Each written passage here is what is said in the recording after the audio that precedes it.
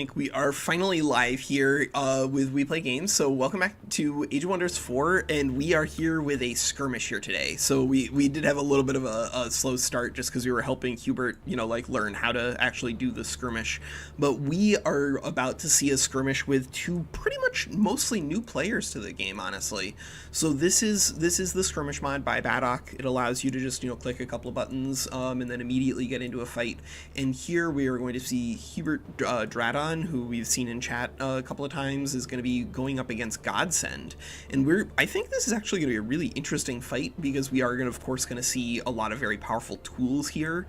Hubert has 4 wargs. This is a really insane build, right? This is sort of like if we were watching a if we're watching a Total War tournament and somebody had triple the giant robot dead monster guys from two I don't remember, that was so long ago, but this is a really interesting meme build regardless, and it might actually be very powerful because there is right here a White Wolf. But of course on the other side we are seeing Godsend come in with Flash Freeze. So we are playing with our current rule set recommendation on Flash Freeze, which is that here Godsend was able to choose 6 units to use the Flash Freeze effect on, rather than it just going on everybody, because that is really very game breaking. But the power available to Godsend by being able to freeze some of these units, because he does have, of course, double Snow Spirits, is really strong. So this yeah.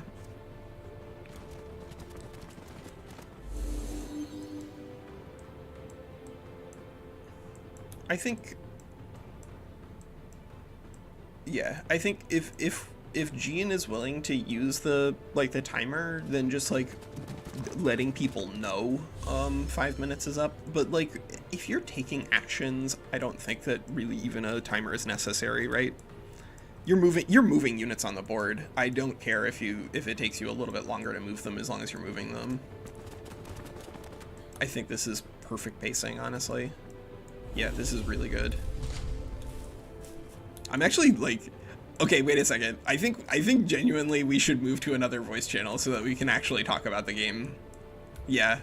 Are you guys in for that? We're gonna abandon the players, abandon our boys, but good luck everybody. I think you guys are gonna have a really interesting fight. We just don't wanna not be able to talk about it. Yeah, absolutely. No, you guys are not allowed to talk to each other at all. You have to play in total silence.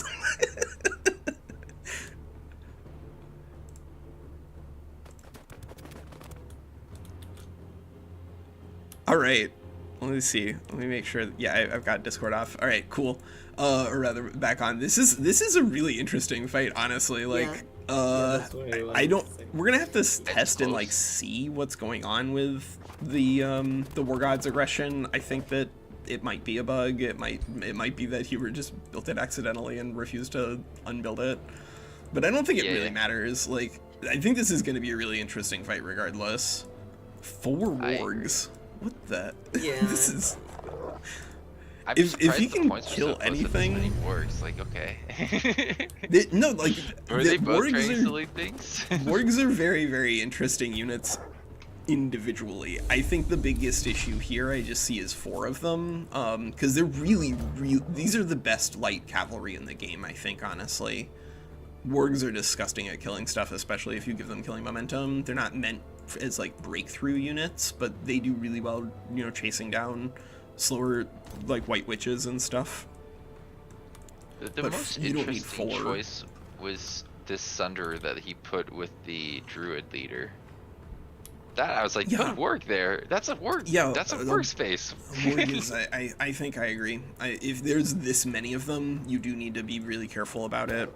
And at least these do have 100 base HP. So the fact that they're only 2 unit models means this is going to be really dangerous if you can get a good engagement. Oh yeah, you're right. 2 unit models. I hadn't even gotten there yet. Wargs are great at damage output. They are extremely fragile, and so you should not rely on them as front line. But he does have three warriors here, And then with double Wild Speakers and the extra summons, that of course also presents extra HP, and these are metalled, right? 80 HP on Caustic Worm is pretty nice. Yeah, no, it's going to be interesting to see how this actually shakes out, because I could see either player winning just at this point.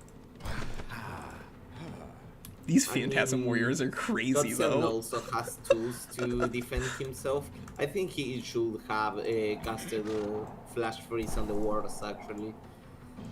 You would have gone all wargs? Because I think that that's also an option, right? Like, for the things that are multi-models, like, yes, you get a lot of value out of -5 stats resistance on the enemy ruler, but you don't get any value out of the damage, whereas, like, there's effectively 0 healing here on Hubert's side, right? He doesn't have a War Shaman, so any damage on those wargs would be really, really good at saving himself. Yeah, I don't see that much more healing in Godsend's side. I think he has only one Soother. So that's something no, he's got usually mistake. Oh yeah, you're right. Yeah, he's got one and he's got a summoner. Well, you know, having one healer versus 0 means you're still up 100% in the healing capacity, right? Like that's a divide by 0 error. I also think if you go too heavy on the supports, there's a risk that you don't actually have the damage from the support that you're providing. I think I generally recommend 2. I feel like either double cultural or, you know, like 1 and then like a summer fairy or something like that is usually feels pretty good. Yep. Uninteresting what do you place for the ruler. What do you think it should be Godsend's approach?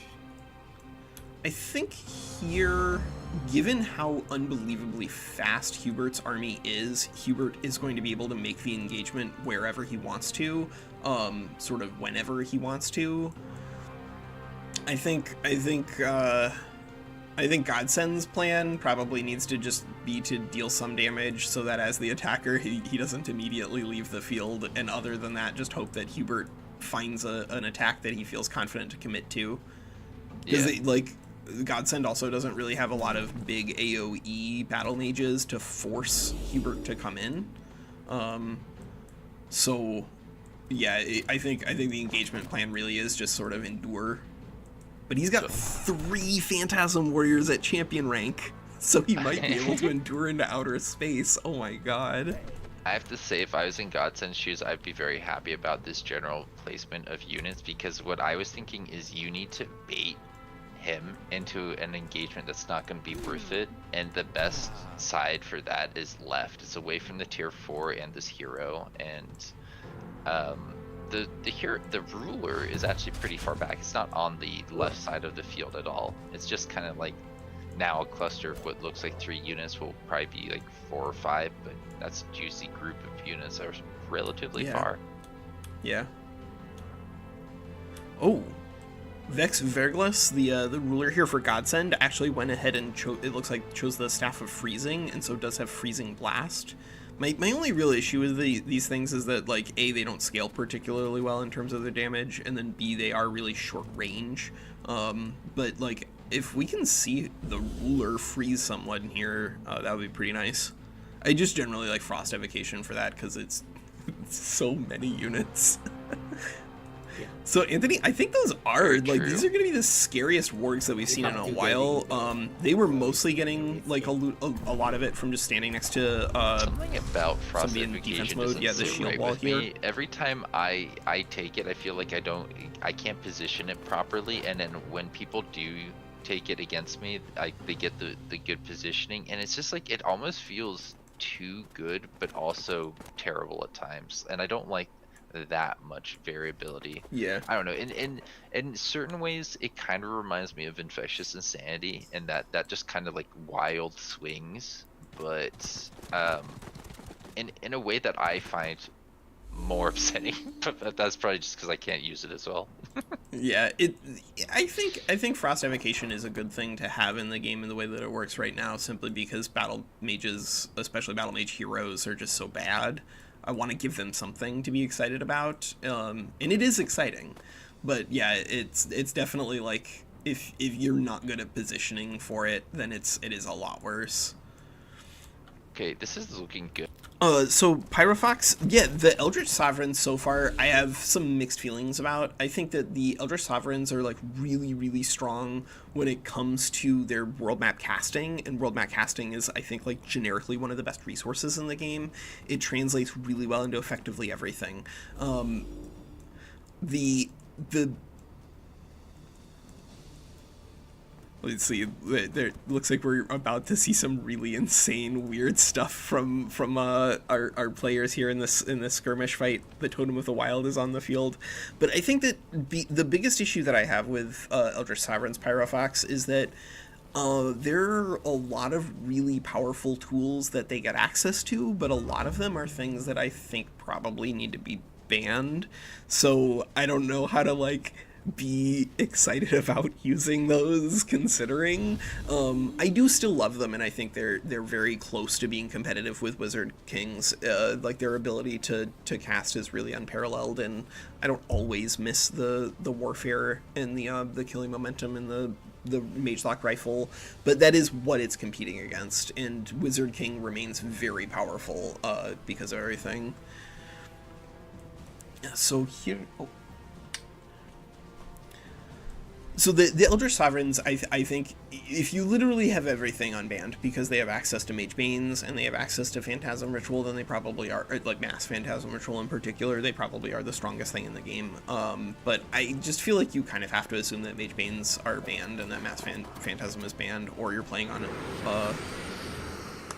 Evolved, where it's a lot less of an issue. So, when say the Astral Connection, that's the ability that where like your cultural units as summoners apply a bonus to your summoned units, to your magical origin units.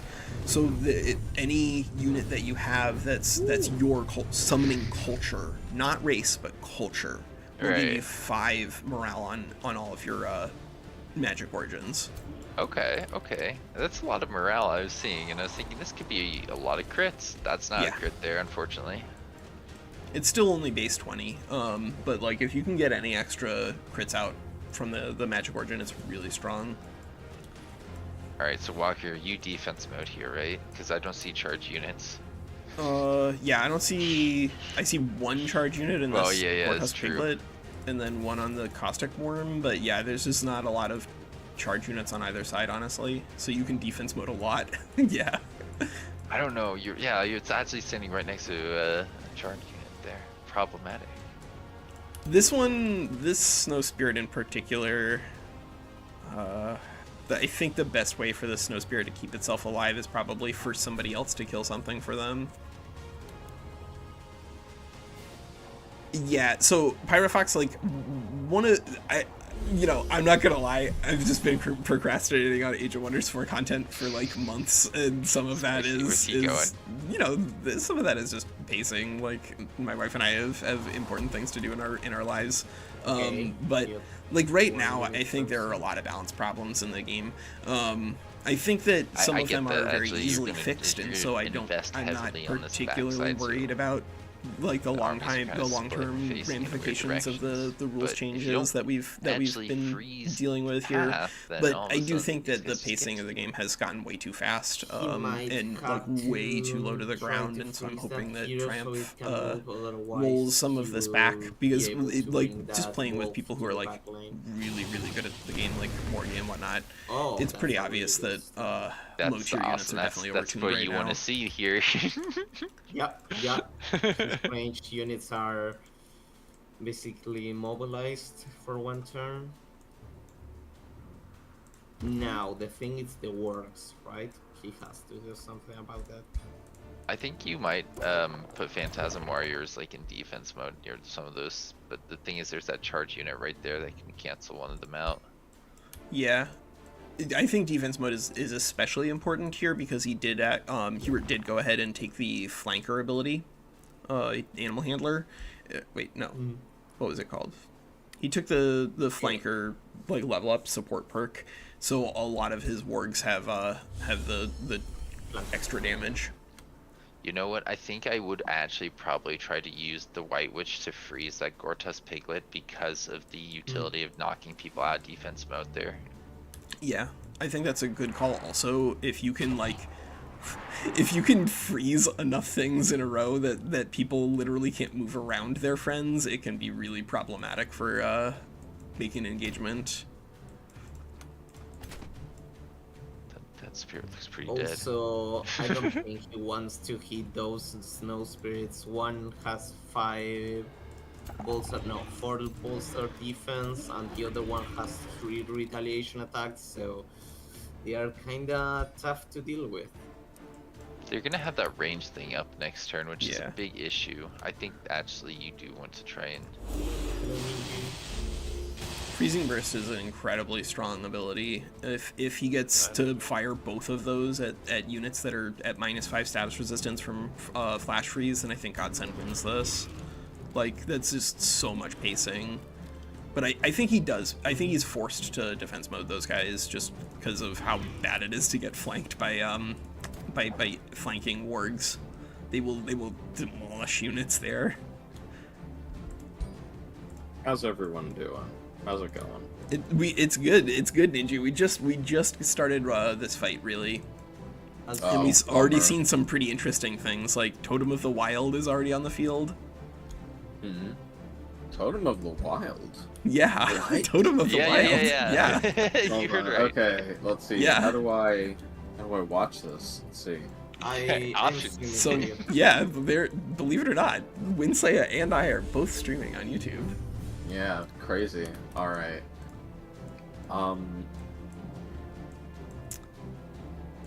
So let's see here. Okay? It looks like the engagement here. The sides are here. Yeah, so blue is Hubert Dradden. He's brought a build with 4 wargs and a white wolf and double wild speakers. So it looks like he's just going for like glass cannon super damage, which he might be able to find. And then on the other side we have Mystic Summoners with the Flash Freeze, but we're playing Flash Freeze where you have to choose 6 units to hit rather than all of them. Wait, what? So, like, Flash Freeze this time, rather than it being you choose, like, you hit everybody in the enemy army, it's the caster chooses 6 enemy units. So here, the person who cast Flash Freeze was able to choose the White Wolf, both enemy heroes. I think they chose both Wild Speakers and a Sunderer. But yeah, so like they still get to choose whatever pieces they think are most powerful to hit, but just like a generic Flash Freeze honestly was kind of too much. Like the entire enemy army being at -3 status resistance was pretty broken. Yeah, but also like you give up your entire T3 tome to do that. I would still want it to be more powerful than Selective Blizzard, I think. Well, it's much more powerful than Selective Blizzard. -5 status resistance is a lot. No, that's true. And you also don't give it up. You kind of get like Snow Spirits. Yeah, Snow Spirits are not bad. There's a lot of utility there on those guys. You are probably using a different tier 3 if you're making a skirmish build. Not just like these units are bad, but like you have probably built something that will synergize with a tool that you have already selected better. It's not the tome you're gonna take if you have a specific build usually, but oh no, I definitely take it because I have a specific build. There's a lot of specific builds that are really gonna like -5 status resistance is like the most powerful thing in the game. You're not gonna use the other spells too much for a specific build. Probably. Yeah, exactly. Yeah. The rest of the tome is like you can basically just put your thumb over it as far as build. All right, so this is like probably just go ahead and mute chat while we're talking about what's going on here. So this is a really interesting engagement for Godsend here, because as they highlighted here, this Snow Spirit has triple retaliations. Triple retaliations means that this with the frenzy can scale up pretty fast. 99 damage already. Like this is, and of course this is the triple hit back. So like I don't see what they can do to kill this very cleanly right here. Like, and that is going to be the real issue. I think if Hubert can't break those two snow spirits, then I do think that Hubert's going to lose, because they can be very dangerous if left unchecked. But now we get to see exactly how much damage he's going to do. I think these wargs, like for instance this summoned snow spirit, not super important long term, but I think just being able to handle extra summoned is really helpful. But these are potentially going to be some pretty scary flank attacks here. Yeah, there it is, 37, 56, done. 2 units. Yeah, oh my god. Yeah, there's no communication at all. I think no communication at all, we can definitely do it.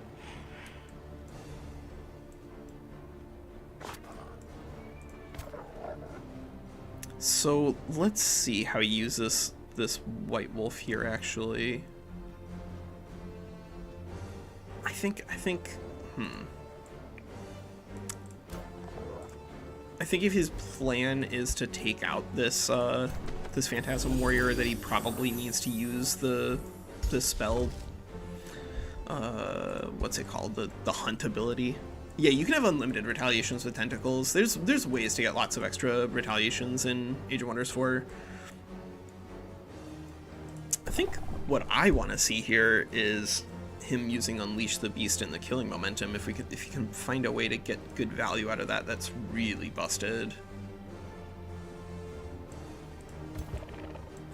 Hubert's already used the Mana Unchained. Okay, so that means that he definitely's got some extra damage on those guys. Yep, the wargs are ready to strike in. Unfortunately here, of course, the charge is blocked by access to polearm charge resistance. I really like having access to 1 or 2 arcane guards for these sort of fights.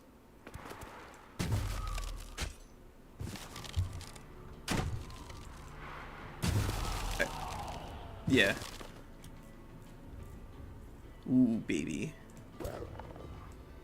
Ooh, baby.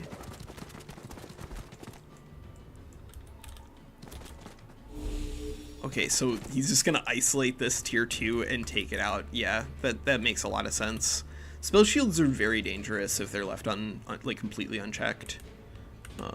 Why are we not able to click on the spell shield? There it is. Yeah, if the spell shield is left completely unchecked and allowed to just, like, you know, be durable and not dead and stun things, it is very, very rough.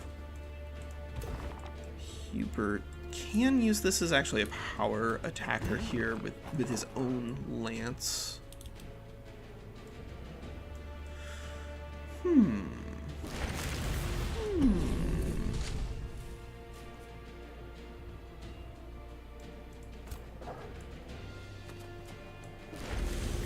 Yeah, I think we can figure that out afterwards, because I think this fight is really just starting now. So I want to see what's going on in it.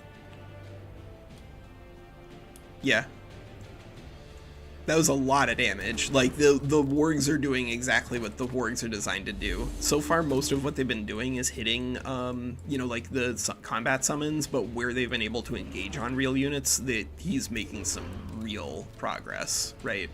That Snow Spirit is at 32 HP. Those Snow Spirits will carry Godsend, but it seems tough.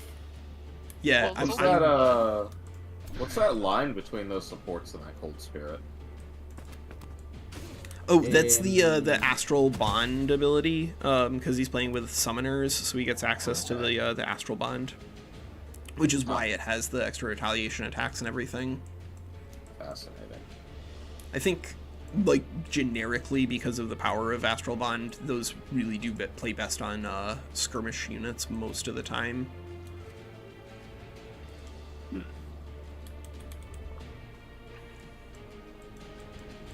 Really curious to see, yeah, this totem, it looks like the Totem of the Wild is gonna make all 3 totems, or all 3 units here. I still don't know if it's worth it from, like, a casting point standpoint, but It is interesting to see it in action.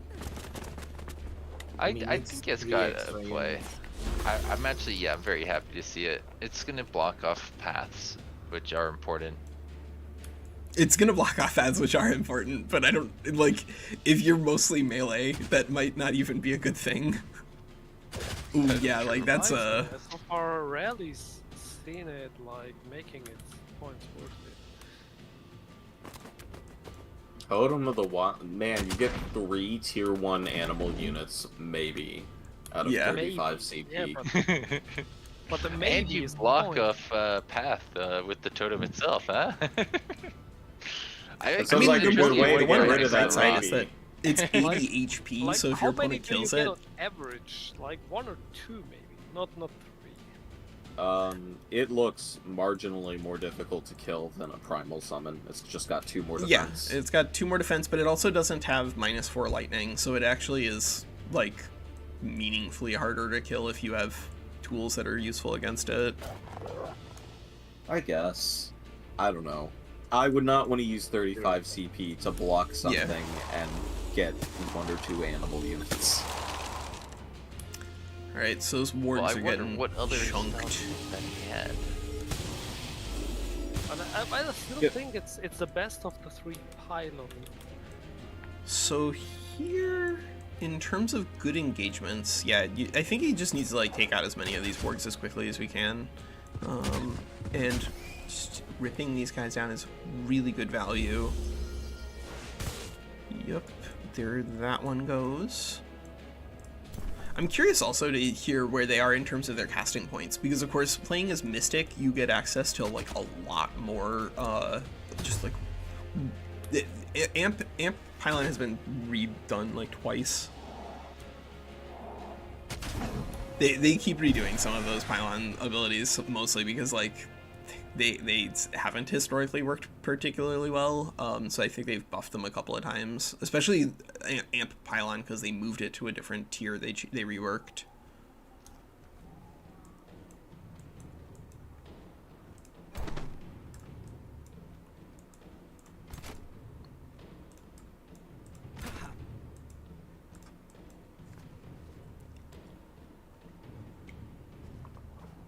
Yeah, that one's not very good.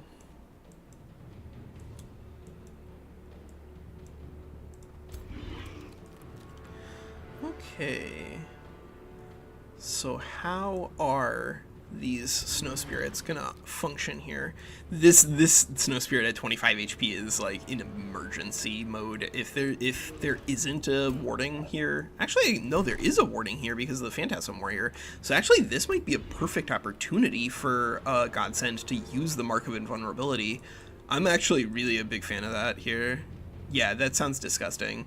Because if you just invulnerability this thing, it has triple attacks on everything, right? You can invulnerability this, immediately kill that hero, and then this snow spirit could potentially just break away in freezing burst and try to freeze Hubert's ruler. Because at one status resistance, that guy is so close to being frozen. I wanna see them use Mark of Invulnerability here. This is exactly why that spell exists, right? You drop that on that snow spirit, you can immediately use the snow spirit to delete the enemy hero, and then you can move the snow spirit away for the other snow spirit away for potentially freezing the ruler. Because he's on Tome of Warding, right? Mark looks just disgusting here if he's got the CP available. You could even make an argument for Mark on their spell shield, but because Stunning Flash is on CD, I think that's a waste. Yeah, there it is.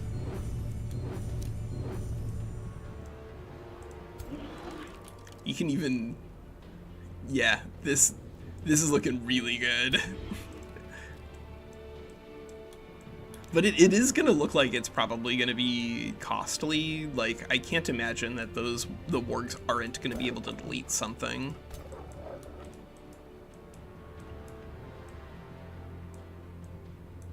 Yeah.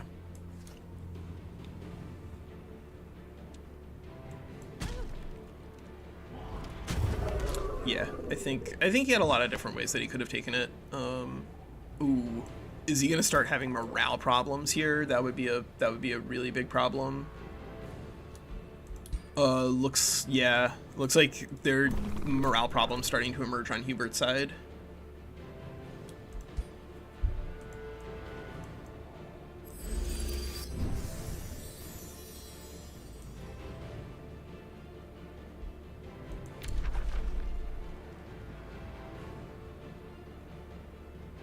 Alright, so that was just a pure restore there to get that Phantasm Warrior just back in great shape. And that really is just like a great unit for demolishing things. I think given how little damage they're taking back from the White Wolf here, I think if there is a way for Godsend, no, they probably don't. Yeah, they have very few actions left. Unless this Snow Spirit is going to be freezing anything with this. I don't see how they're supposed to be deleting the White Wolf. But as long as you can manage it, let's see how much damage this thing can do. 42 into that Phantasm. I think these Phantasm Warriors needed to stack up defense on each other a little bit more.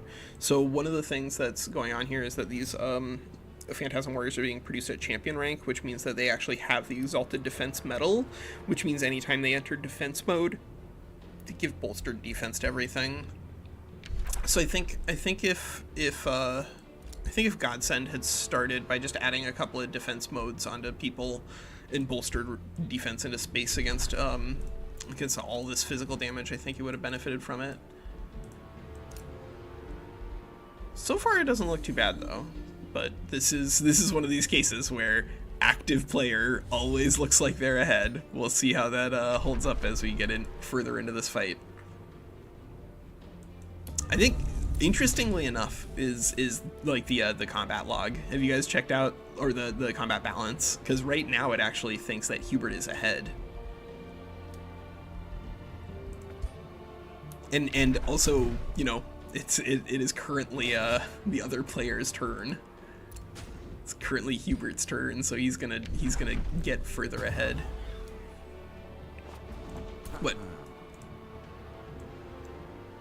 I don't know. Exactly. The numbers don't really mean anything. They're more suggestive than they are indicative.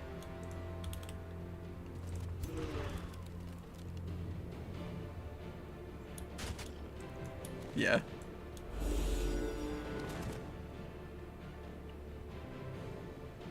Yeah, really important.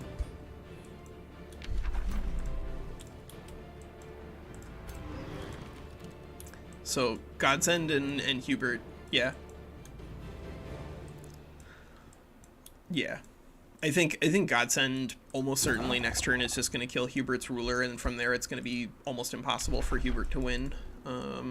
Regardless of what else is going on in terms of positioning, if your ruler is alive and you haven't lost complete control of the front line, you should expect to win.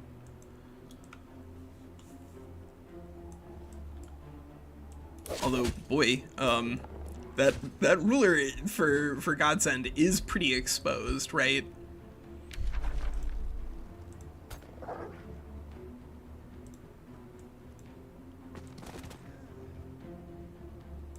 Yeah.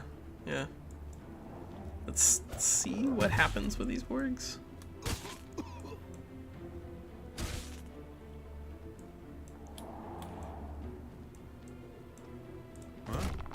Yeah, these Phantasm Warriors are gonna hold the line as well as they can. They really are gonna to try to stand up, but a White Wolf is a tier 4, and it's gonna do so much damage here. Oh my god.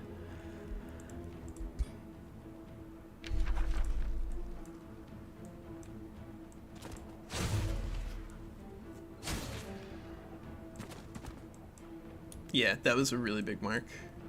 What's up?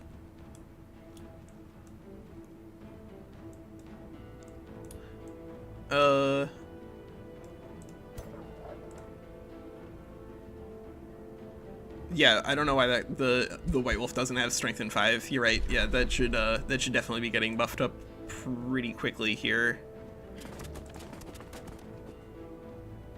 Maybe saving the, I don't know.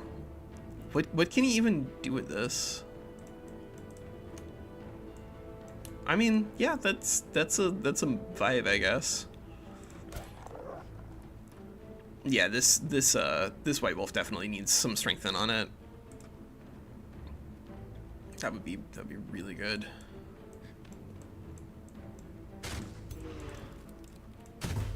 Yeah, ZOC blocked. There's no way to get back there. What's up? Yeah, there's terrain and there's zone of control problems, so the Godsend's ruler is safe for this turn. We will see. Oh yeah, the second hero could definitely get attacked here. Yeah.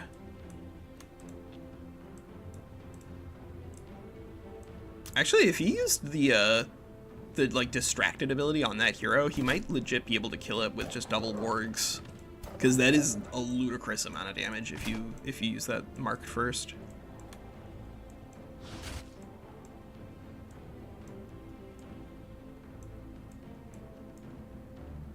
Yeah, I think actually I like that line of play. That sounds pretty good to me.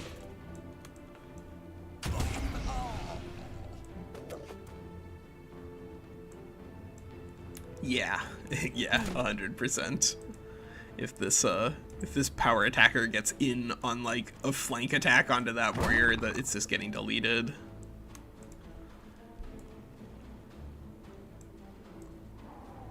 So far this is a really interesting fight.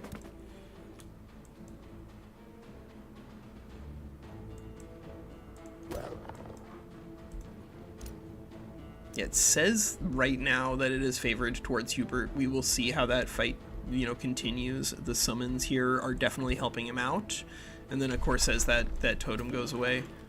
But this is a really good fight so far, honestly.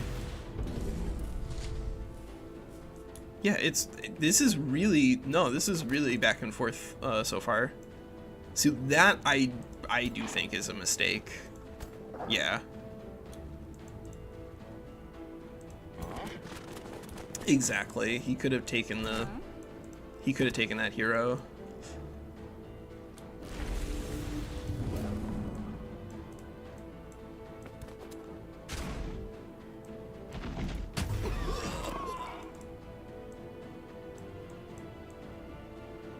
Oh, I'm not a I mean, you remember the wargs, right?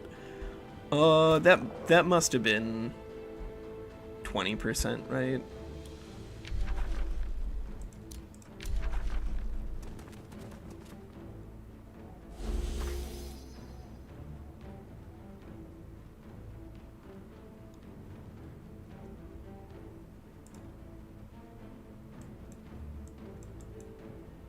Let's see, actually. Well, we can't actually select where he's getting the extra crit chance from. I don't know why it won't show us that, but I'm not surprised to see the wargs doing that much damage. Wargs are really, really good at doing damage. The issue that they sometimes run into is just survivability.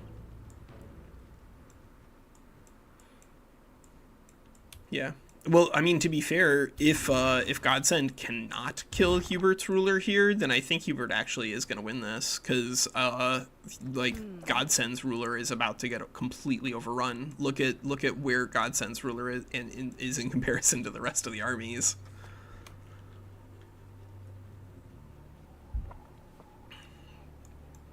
He has a Dark Ritual, but like he's completely wedged. There's nowhere for him to use it on. Like, he's gonna get maybe 1 or 2 units out of it, and then there's like just an absolute crap ton of Huber's strength right there. I think if they trade rulers, then it's beneficial for Godsend. But if Godsend gets his ruler killed here, then being down a ruler with casting points is pretty difficult to come back from.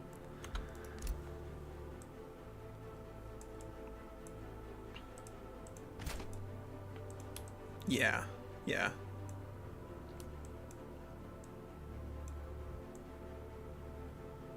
Yeah. Yeah, he could get out there too. He has a Cloud in the Bottle for next turn also, so like if he can sort of get his ruler out of the way, then next turn he can Cloud to get the rest of it out of the way. And if he's super concerned, then he could also use a mark here, but I don't think you can justify a mark if you're not also like attacking and staying in the fray.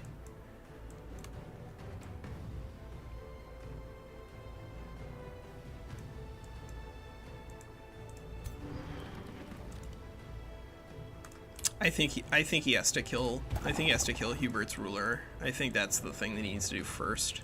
Because if Hubert can cast one more, he's got double snow spirits there.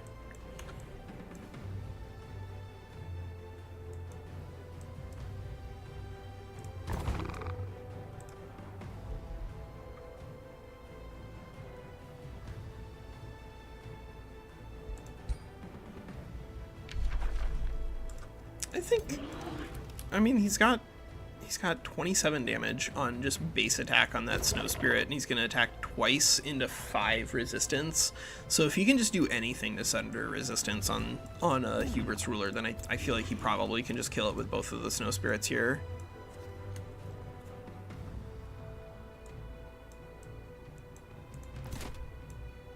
Yeah, you might be right.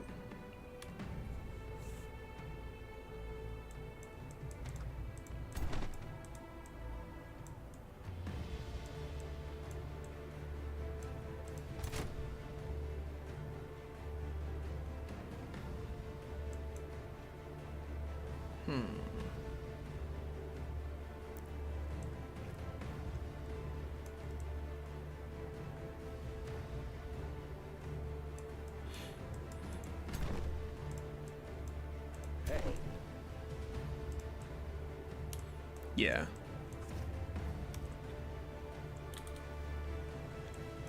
I think actually in genuine terms, like the positioning here, I think is actually better for Hubert on this current board state, because Hubert is pinning down like 6 units with 3, and then he's also trying to hopefully eliminate the like elite forces for Godsend. But it really, let's see this fight. Oh my god, grazed. That's not a good start for him.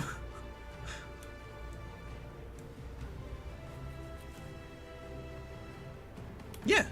Thanks for dropping in, Gian. We'll see you tomorrow. Yeah, see you, man.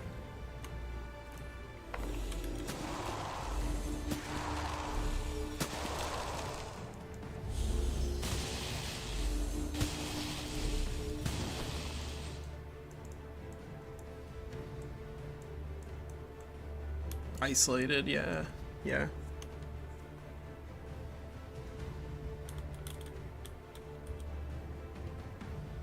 Right.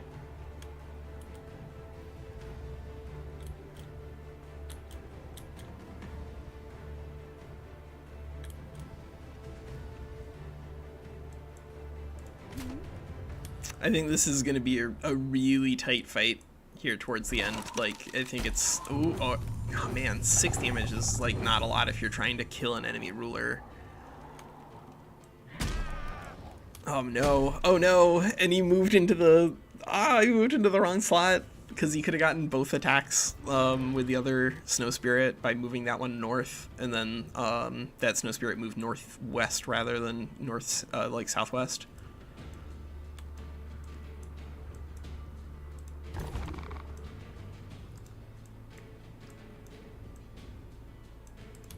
I guess he's just like committing to what, trying to assassinate the ruler here, but next turn.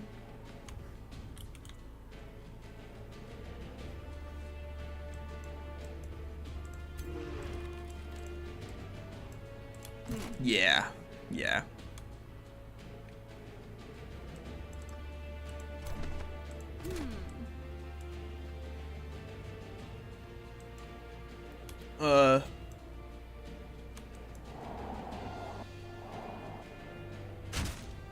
So that hero, unfortunately that hero is in a weird spot where it like can't actually do its charge attack particularly well, because it doesn't have a lot of movement and it's adjacent to things, and ZOC is preventing you from flanking the warg.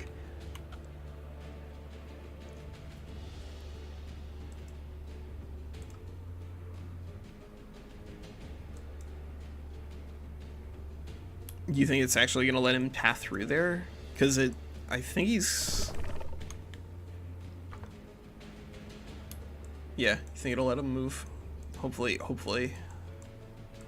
It shouldn't be ZOC, but like, yeah. Yeah. There we go. Oh. So was that purely for morale purposes? Does he have a way to kill that warg? Because if he just leaves that warg at 5 HP, that is no bueno.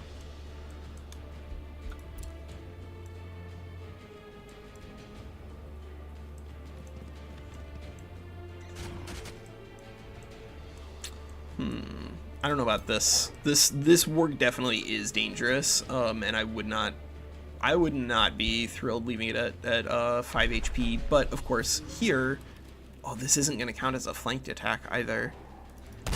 Oh, but if he gets a crit, he got a crit for exactsies. He needed 5 extra damage, and he got 5 extra damage on the crit. That was incredible. That's why you don't do math, because then you would just convince yourself that it was an impossible kill, and then you would miss it, right? No. If I get the 1 in 3 crit here, then it's good. No, I don't think anyone did that math. Yo, what's up, Professor? So this is a really interesting fight that we're seeing so far. This is a skirmish fight that we have lined up between Godsend and Hubert Dradden. So these are both players who are pretty new to skirmish, and so far it's been a really interesting fight. Blue Hubert Dradden brought 4 wargs into this fight with our current rule set. So this is an insanely tier 2 heavy army in comparison to where we normally are.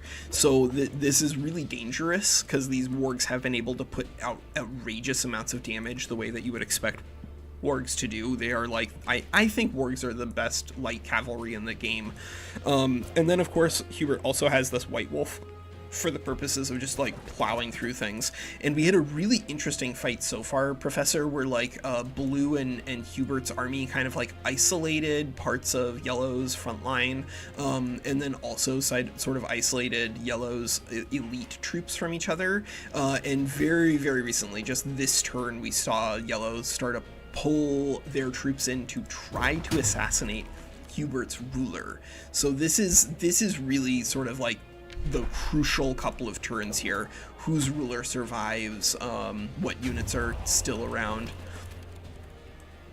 But now we are trying to discuss what we're doing after this fight, because I think we're trying to come up with a way to do either a 2v2 or a 3v3. Yeah, I mean a 2v2 is perfectly fine, right? I think it's really fun. I think a 3v3 is slower but crazier. So is that good or bad? I think it's a question of flavor that more than anything else.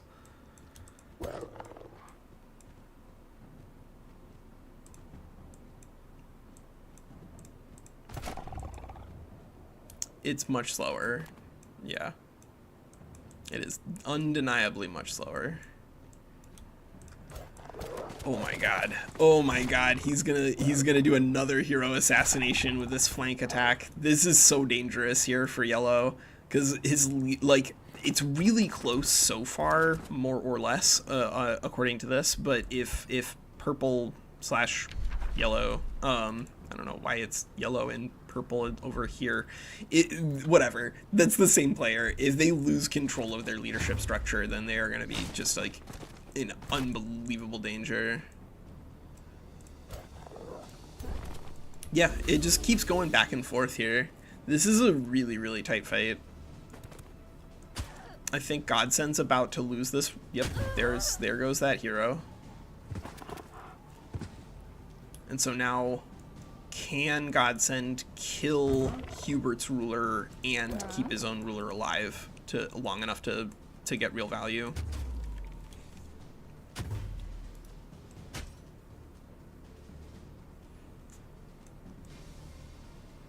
Yeah, I think Hubert's gonna win this, honestly. Hubert's got definitely enough frontline pieces to do enough damage to chew through things, even if he loses his ruler. We are gonna have to look into if he accidentally built the War God's Aggression Shrine, so like that you're not supposed to be doing that. You are not supposed to build any buildings in this other than the SPIs that let you recruit things. But you know, this is new. These guys are new.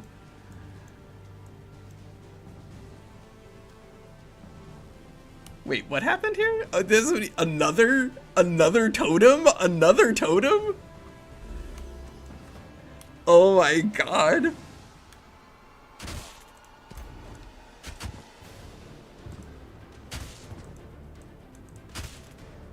I mean, yeah.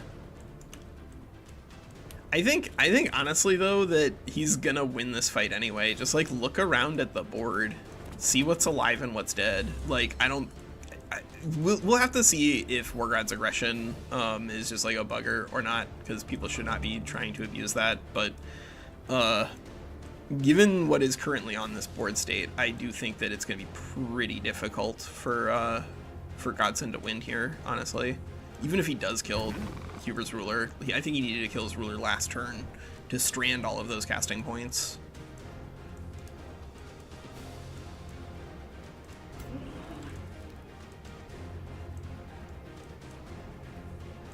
So those are Arcane Guards. Right now it deals 32 by just triple attacking for 20.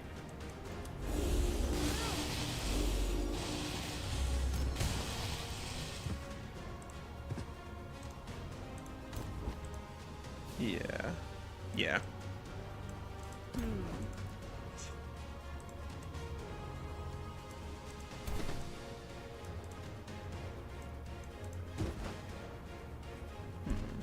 I suspect. So yeah, the wolf synergy is really scary, Professor. Like honestly, these really do a lot of damage whenever it comes to their ability to deal with flanked units. And because you have the prey upon whatever ability that thing is called, which gives everybody distracted and therefore crazy amounts of flanking for like effectively free when it comes to casting points. The only thing that it costs you is your turn.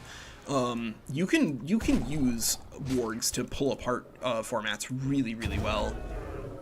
But I think unfortunately for Godsend, he really was like one turn too late on that kill. I think he needed to get that to strand all these points and then make it so that he could push the middle a little better. What?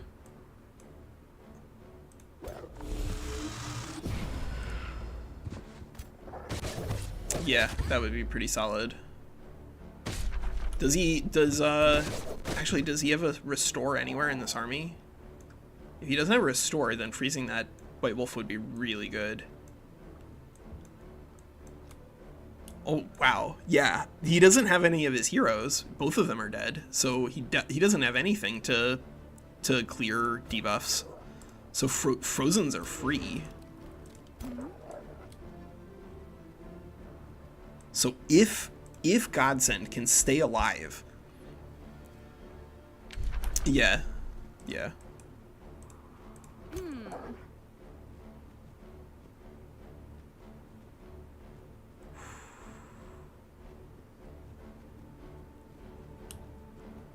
I think here, if his ruler is alive next turn for Godsend, I think that is an opportunity to just slam Dark Ritual, right? There's so many corpses here.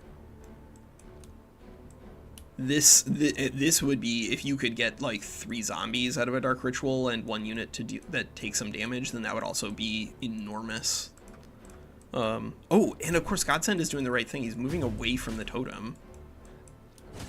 Like, just moving away from the totem is like the best way to interact with this and why the totem is like largely not as useful here towards the very end of the fight, because these units will spawn with a timer on them, so just leave, and then they have to spend the entire time just walking over to you, and so they won't actually add too much in terms of combat. Oh my god, was that necrotic magic that was operational there and now it's a decaying zombie? Jeezy. This is just a great fight, honestly. Just a great fight.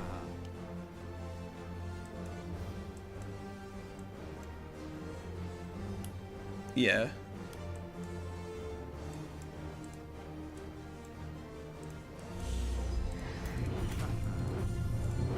Oh, did he just use the summon? Oh my god, he did. He used an actual summon for Astral Keeper.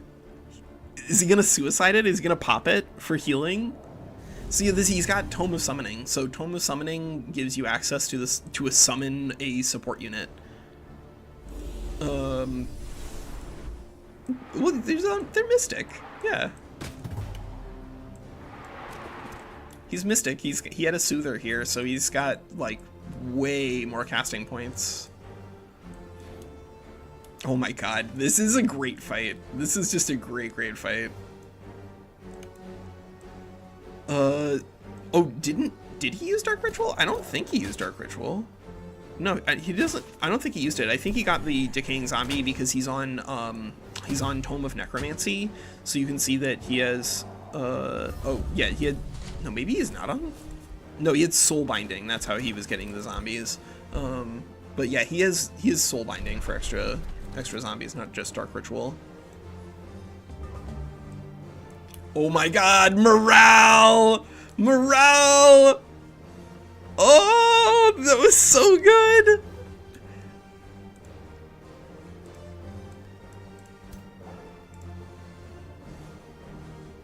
I mean, that wasn't even... I think they all just took enough casualties in one big fight, or one big turn. Because that doesn't have -15 on it.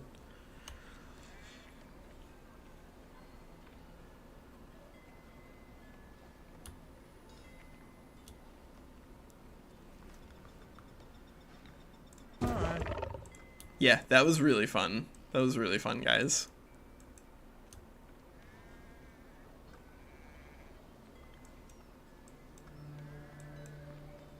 Yeah, yeah.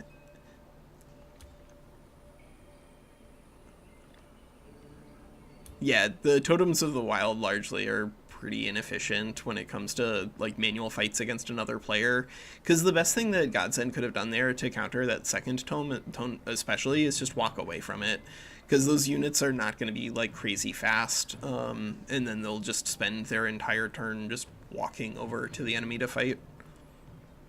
The towers generally are not super efficient.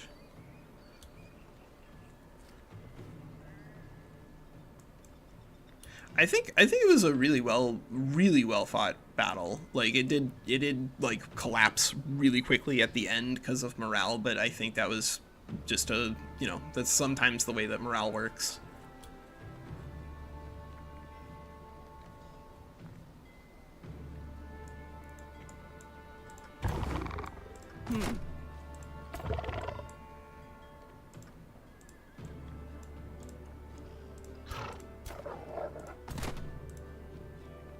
Yeah.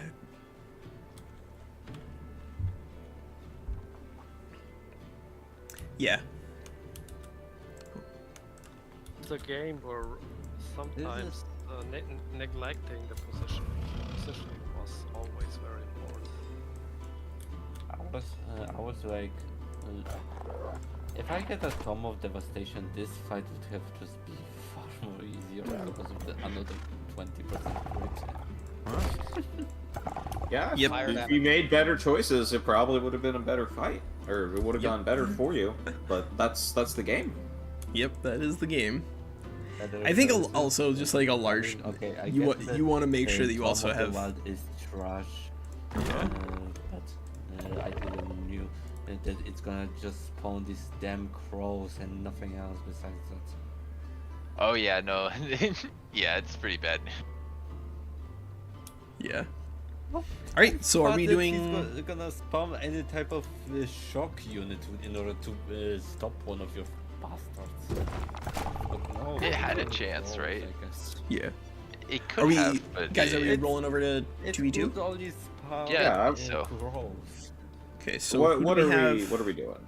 Who do we have the for players that we're playing may not be aware. We'd considered going into a 3v3, which is gonna be a while. It will take some time, but if people are kind of tired, we could do 2v2. We just need to figure out who's in the 2v2. I think me, Walker, Ninja are all interested. I'm down for whatever. I'm grabbing Nurgle. Are we doing a straight up 3v3? Do we have enough people for that? That was 5, I think. No. It depends. Gian, is Gian here? I'm not available. Yeah. We have 5 people. Wait. Yeah. Okay. All right, so it's going to be a 2v2. We just need to figure out the players, and I don't mind. Like, that's also assuming Godsend is in. I don't think I've heard Godsend talk. I'm down for whatever. Okay. Okay. So yeah. 5, but lost. Game I have to set up. Wait, that means that we have a 6 players because Lost Soul is No, because Gian is going too, so then we're gonna have 5. So we have 5. Yeah, like theoretically, we could try and message someone who's not here in chat to try and get them in. But I think what's more likely going to happen is a 2v2, and it's a tricky one because I think everybody's really interested to try out the 2v2, and I don't mind sitting this one out because I think in general I'm one of the slower ones, and I can comment if you guys want to just like have like our veterans pair off with the newer people here. Sure. Yeah, that could be fun. I'll fight Morgie next week. I'll message him. Or Yeah. actually, wait, Morgie's online. 5v1 Morgie. This is kind of my build. Like, if this was a whole freaking campaign, you would only see armies of wargs and warriors just coming straight at you. It seems like you practiced that. I do like that as a build, like a real build in a real game. This is actually a build which the only thing that stops this build is that you need one affinity of green. So let me go ahead actually and well, Professor, if you have to leave in 2 hours, honestly, that doesn't matter. Like this is a skirmish. We're gonna just click some buttons and then we're gonna have units and then we can fight. So if it's not over in 2 hours, I'll be really amazed. Especially because we're trying to do like a 3v3 with isolated, where like people don't have anyone to talk. They're not allowed to talk to their teammates. So that way you can make funny mistakes and lose units that way. So if you're interested in joining, then just like pop in a voice chat right now because I think we can make a space for you. Okay, so wait a second. The professor says that Professor Pone says he has to leave in 2 hours. So we might be able to bribe him to come join us because this is not going to take 2 hours even as a 3v3. Yeah, that's fair. We can set it up as 6, and if he isn't able to, then we'll just we'll be able to hop into a 2v2 pretty easily. If you can get him in here quickly, then sure. Yeah. 2v3 skirmish or multiplayer?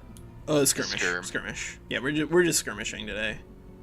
And while we're thinking that through, we should think about tome limits and whatnot if we're going up to crazy tier units and things. Because I do like the idea of including some tier 5s, but we'll like slow things down. People will have to consider more things. Yeah, I think I would honestly probably just recommend that we stick with the normal tier tome limits we've had, and then just do 4, 3, 2, 1, 1. Hello. Yo, what's up, Professor? So I think here we actually do have enough to do 3v3, and if everybody is okay with it, where we follow the same rules that we did with the last one, where the active player goes away and we're not allowed to help our teammates plan out their turns, then I think we can make things go quickly. I don't know how to handle casting in a 3-player format. Maybe everyone gets to cast one spell on their side for the entire fight. That seems a little insane. I am leaning towards just let people cast, since we have 3 players casts. on each side. You guys can go one spell on your turn, because it's gonna be hard to limit and keep on top of that otherwise. If it's not imbalanced, right? 2v1 is a much bigger problem than 2v2. So everyone just casts is fine. Let's just say each player is allowed to target one other player. How about that? Because you don't want a player to get double hit by Yeah, we could do that. Yeah, we'll try. And then, you know, basically same like the Tome of Cold Dark deal, you just select who you're fighting against. one enemy. Okay. Yeah. Well, so do we want to go ahead and... Professor, do you have, like, Skirmishing installed on your computer? Like... No. It's just in the workshop? Yeah, so you need the Skirmish and you need the DLC compatibility, as well. The fact that DLC the Eldritch Ruler has Delirium DLC compatibility. makes me wanna laugh. And then whenever you set up your playset for the Skirmish mod, Do I just make sure you download have... that specific one, or...? Yeah, you want both. You want the base Skirmish mod and the DLC compatibility. Gotcha. I'm gonna step away for a moment, but I did make the room and put the number in the chat. Ninja, did you make it for 6? No, I made it for 5, didn't I? Okay. Yeah, okay. I'll make another one. Alright, thanks. I'm actually... Wait, here a second. I'm actually going to change something about my build. Give me a second. You got all the seconds in the world. Right now we're helping Professor Pone install and set up Skirmish, so don't worry about where everything is just yet. But what you guys... But what do you think, Winsfire, do you think about my build? I think it was a really interesting build, man. Like, I think wargs are really fun. I think that worked pretty well. Like, there's definitely been cases where we've seen wargs do a lot of damage the way that you showed off there. It's literally like the full build would literally be like 80% crit chance every time. Yeah. Did they hit, but it wasn't the full build. All right, so that's the new thing, the new code. But Professor, you've used mods before, right? Like I'd use like the add colors and stuff. Yeah. So yeah, you know how to set up a special. playset, correct? Yes. Yeah, cool. Just make sure I got it installed.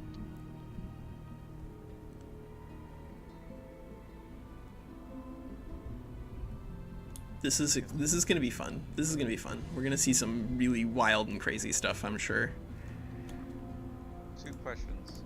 How are we deciding teams? And if we're doing 3v3 skirmish, what is everyone bringing one stack, or are we doing 3 separate skirmish battles? Okay. Everyone's gonna bring one stack. I think. Let me recommend. We'll probably just play with this. We'll play like let's do ruler and then like one tier like the normal tome limits, but then You will have to help me with the limits, sir. So the normal limits on tomes will show up whenever we click things through. You're just gonna get extra coins because we'll just use the Walker's Delight preset. You'll get extra coins for units, just don't spend them. So that way we don't have to like redo it. I have returned. Where are we at? So I'm just recommending what we should be using in terms of items, or like in terms of units for the stack, right? 1 ruler, one tier 4, 1 tier 3, 1 tier 2, and then 2 tier 1s? Or do we think that the tier 1s are just not going to matter and then just go ahead and use 2 tier 3s and 2 tier 2s? No, I like having the 2 tier 1s. I think that's funny. Yeah, they will mostly die, but that's okay. Somebody needs to. So what was it? One tier 4, 1 tier 3. Yeah, in terms of units, it's 1 tier 4, 1 tier 3, ruler, 1 tier 1, or 1 tier 2, and then 2 tier 1s. But whenever we open the game up, you'll also get prompted to choose your tomes, and you're allowed 2 tier 1 tomes, 2 tier 2 tomes, and 1 tier 3 tome. But the game will kind of help you through that. Gotcha. So everyone. Be able to see your lobby right now. Yeah, the code should be there, posted right above 283308.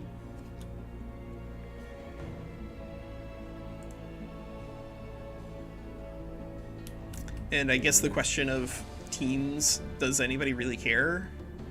Not really. Yeah, whatever's up. I don't mind. Yeah, I'm not super interested in whether or not the team is mechanically balanced. I don't really care about that. I think just getting the teams rolling is the fun thing. I'm gonna go use the little boys room. Probably hard for you to know what it You know what? Straight up, I made this thing to test it in single player, but I think I'm just gonna go ahead and run it here, even if it's not like exactly what we're looking for in terms of skirmish stuff. Just so we don't have to rebuild anything. I think this is fine. This was an effort to test out Dark as a fundamental part of the game. I'm not convinced that the Dark rework did enough to really help them, but the Dark is better. It's just that their unit types are still pretty bad.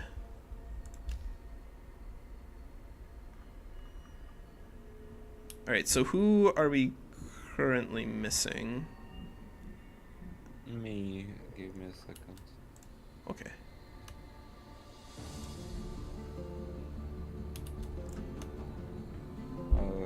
Okay. I think this should be this. Skirmish. You guys were about the chaos of no coordination amongst your team at all. Correct. Mm-hmm. Oh, wait a second. Yes. Let me turn up everyone's volume here in Discord. Everyone is so quiet. There we go. 8 3 3 0 8. Alright, so that's in... Are there any homes that are banned apart from corruption? So Tome of Corruption is banned, and Infectious Insanity is banned. The spell, not the tome. Yeah, just the spell. Infectious Insanity, just the spell. You can play Mayhem. Pick the tome without the spell? Yeah, if you take Mayhem, that's fine. You just can't cast literal Infectious Insanity. Sorry. Yeah, Dark is pretty bad. Unfortunately, it's probably a little bit better than Feudal, but only a little bit better than Feudal. And I do hope that they pick this up in the future and help Dark a little bit more, because like they just like functionally don't have an economy. Like a lot of the bonuses that they get really do not matter like whenever it comes to the way that the game paces out in multiplayer. I believe like you just really cannot afford to sit a bunch of heroes in your crypt forever, because it is strong. Like it's a very strong. So we have team 1, team 2. I think my we're good humble opinion, I don't know. Do we want to run it like this? This is fine. Yeah, this is fine. Oh, push to talk. Oh no. Yeah. I keep forgetting. Hello. Hello. I exist. Hello, Winslaya. Welcome back to the land of the living. Hello. I just think, like, from the balance standpoint, I think that the Eldritch Sovereigns should be slightly nerfed, and the Dragon Ruler and Champion should be reworked. I believe it is my... Yeah, I think Eldritch Sovereign, given what I've seen with Wizard Kings and their access to Warfare and the reworked Mage Locks, I think Wizard Kings are still better than Eldritch Sovereigns. But Champions definitely need some TLC. Champions are garbage. If you are not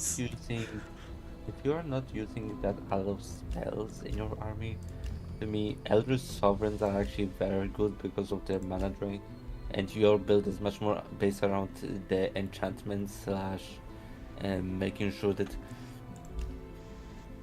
that you are using small amount of spells. I think Eldritch Sovereign is better, but if you are using something like summoning, enchanting, and also battle spells, yeah, Wizard King is better, I believe so.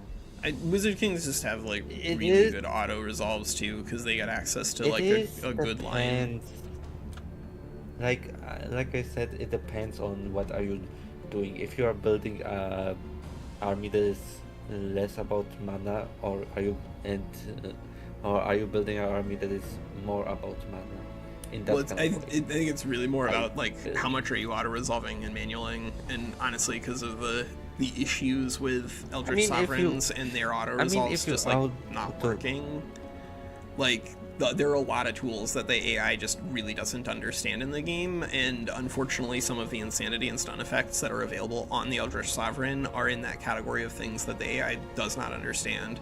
So you can watch auto resolves where Eldritch Sovereigns will use these sort of stunning CC effects, and then everyone will just kill them, and that's really inefficient in comparison to just a Wizard King with a pistol and sword or a Mage Lock rifle. I think Eldritch Sovereigns are very good. I just don't think they necessarily need to be nerfed in comparison to the Wizard King, because Wizard Kings are so ludicrously powerful. I'd rather just see Champions and Dragons get better. I feel like for skirmish mode, we should consider giving them a handicap, because in the particular context of a manual battle with a player on each side, they are very powerful. They are, but they also have to compete against Wizard Kings having access to Overchannel. We get like 3 different Insanity casts that have like massive debilitating debuffs attached to. Oh, you take it? We'll see. We'll see if we take this one home, Nemki. This is going to be a big 3v3. This is going to be interesting. So once everybody's ready, then I think we're ready to up. I do get that. I am ready.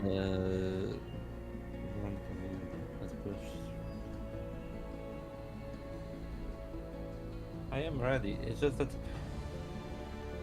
like, like if you have a lot of warriors, it is like, for example, warriors or orcs, the auto resolve can be very favorable for you if you know how to do it. Yeah, this is gonna be 3v3 Nemki, and it's gonna be like 1 stack for each player, and we're gonna follow like the same note. Windslayer and Godsend. Yeah, we're waiting on Windslayer and Godsend. Yep. Sorry, I'm trying to decide which of my hero leaders I'm using this time. That's fair. Just remember, this is a 3v3. This is going to be very silly, especially because we're not going to communicate with our teammates. So if your build is not hyper optimized for skirmish, that's okay. I have an idea. Let's see if it works. I'm literally using a build that I was using to test to see how annoying Dark is on the new patch. Awesome. I was literally going to pick a build that was going to make my team hate, that I realized was going to make my team hate me, so. Yeah, so exactly. Nemki, like, I feel like, broadly speaking, the AI does not utilize Eldritch Sovereigns nearly as well as they probably should, but then B, like, a lot of the Eldritch Sovereign abilities just don't even really make sense from a design standpoint. Like, they don't really line up with the mechanics of the game particularly well, because you can just, like, use an alchemy to... Oh, yeah, you ready? You can just use Tome of Alchemy to, like, clear madness with 1 support unit and a free action. So, like, yes, Sovereigns are good. I don't think that they are where they need to be for people to be discussing nerfing them. I think that they're actually, with the exception of some of the things that are necessary to ban, I think they're actually in a pretty good spot.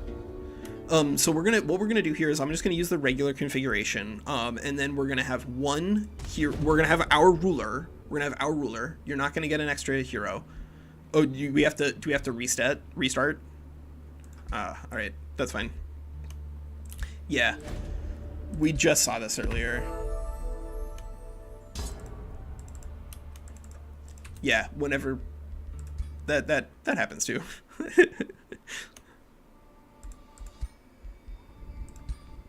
Yeah. All right, host again.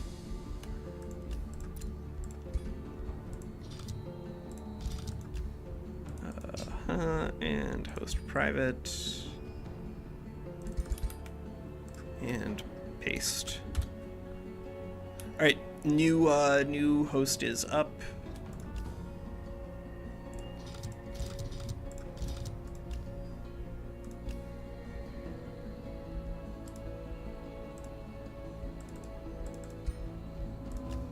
I think if you want a menagerie 1 unit, that's fine, right? You're bringing 6 total per player, so I don't think we should do like 1 menagerie at every tier limit or every rank limit, because that would just be everything.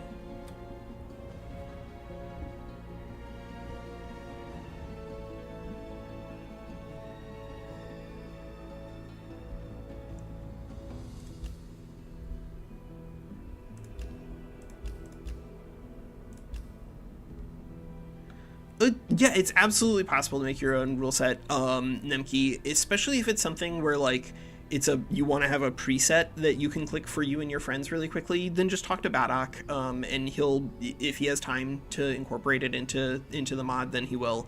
Because there are a lot of presets in there, and a lot of them are just members of the community who want to use the skirmish over and over again and talking to people. Let's see.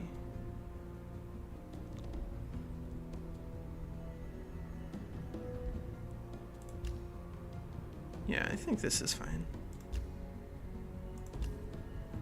But yeah, especially also Nemki, like if you wanted to make your own rule set in regards to not just like the coins, but how you use them. Like if you don't want to use limits, then like you don't have to.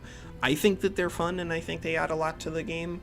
But you know, if you want to be able to use only warriors as your tier 1 units, then that's be your own champion of destiny, I suppose.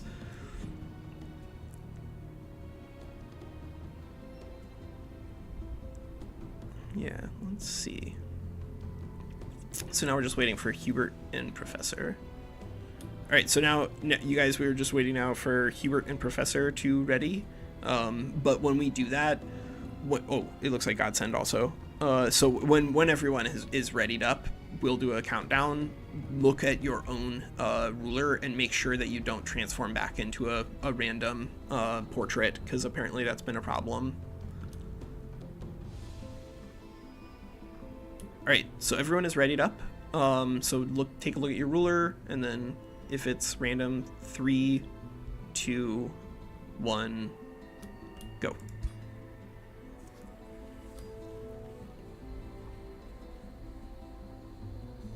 Yeah, this will be pretty crazy. I'm looking forward to fill to build being something that'll work. That is so much fun. I just want the random seed to work, that's all. Oh, on items, are we just doing tier 1s? Or do you guys want to do tier 1 and tier 2? You want to use actual rules? Sure.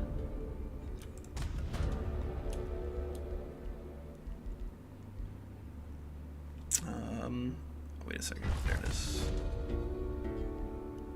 Back to pregame menu and start game.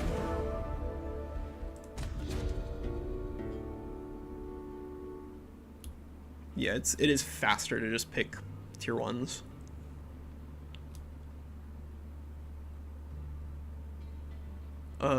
Okay, so I was on Cryomancy for the front of this, and I'm playing Dark.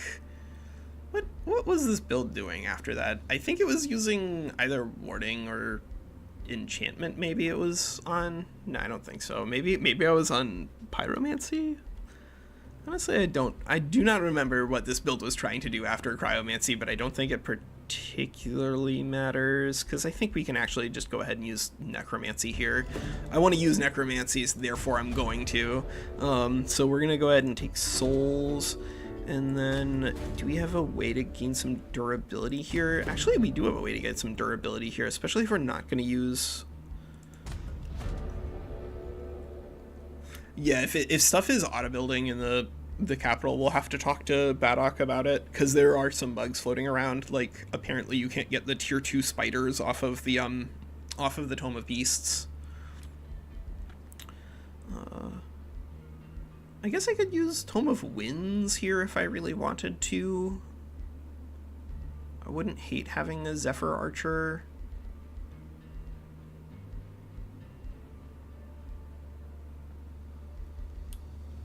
It's gonna have to happen, yeah, where we pass things.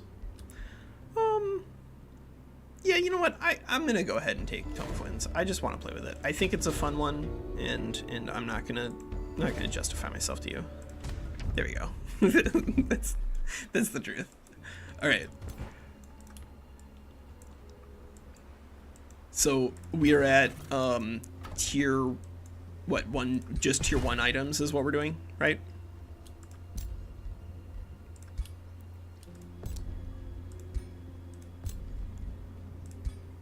I think that's the right thing to do. Honestly, we could still allow people to take a tier 2 pack. It's really not that much more complicated.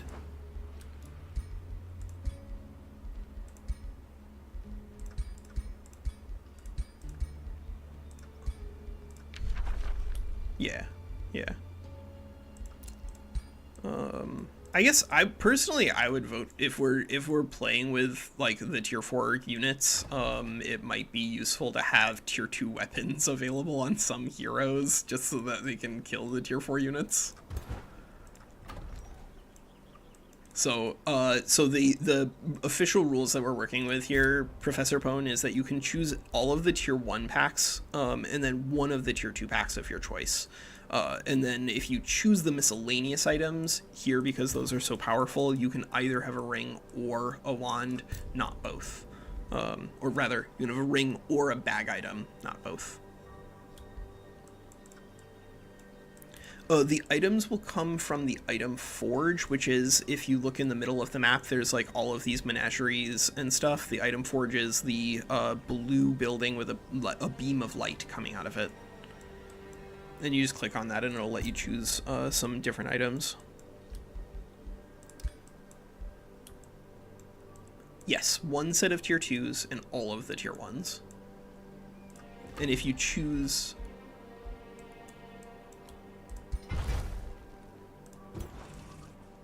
Right, you get one tier 2 pack.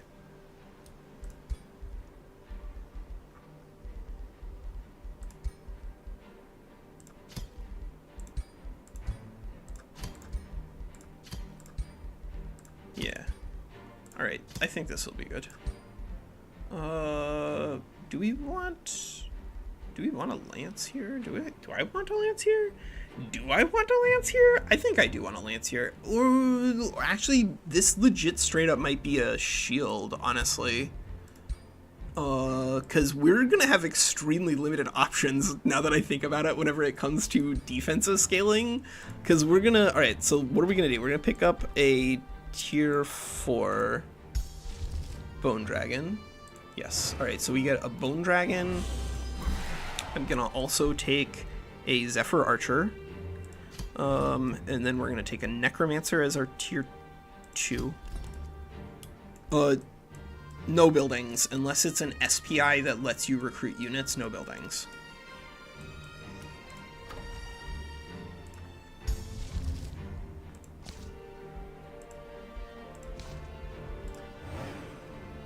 Alright, yeah, let's go ahead and do our Whiteborn race transformation here.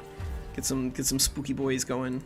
These are gonna be really glassy. We're gonna have to be careful who we actually engage, because fighting with minus 4 spirit and fire resistance means we could get dead pretty quickly if we do not engage the right foe. But we do have 2 slots also for tier 1s. I'm gonna guess. Oh, wait. Yeah, this should be fine. We did not play with Tome of Warding. No, we did not play with Tome of Warding, so I guess we'll have maybe a Dark Warrior? Are we gonna do a Dark Warrior in this format? I wouldn't hate a Dark Warrior in this format. Yeah, I wouldn't hate a Dark Warrior in this format. And then I guess I'll take maybe a Skeleton Pikeman. Are we really gonna run a Skeleton Pikeman here? 1 tier 2 unit, and then 2 tier 1s. I think I would vote for 2 different tier 1s, but I don't think it really matters that much. If you want to bring both the same, knock yourself out. I'm gonna bring 2 different because I think it's more fun.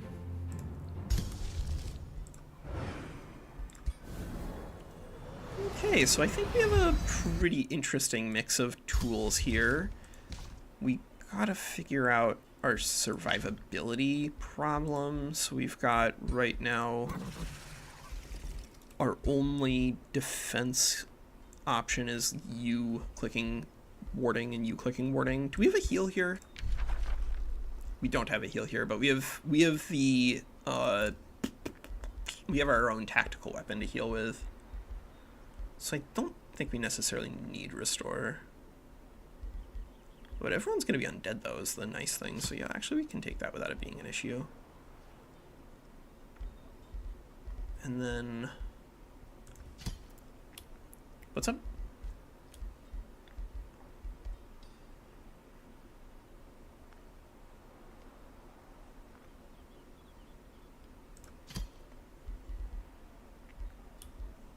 Winslet. Okay, so do we have to re-host again?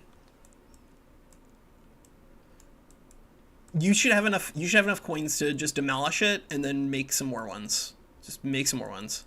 So we need to talk to Baddock about that, but everyone please pay attention. If you are playing with barbarians, you have to open up your structures and you have to delete your War God's Shrine because it's building it right now. So if you're playing with barbarians, open it up, get rid of that. We're really only supposed to be playing with the buildings that are SPIs and necessary for recruiting things.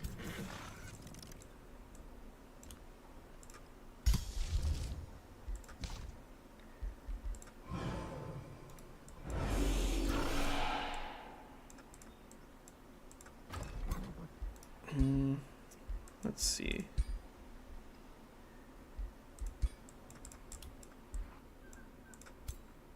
Wait a second.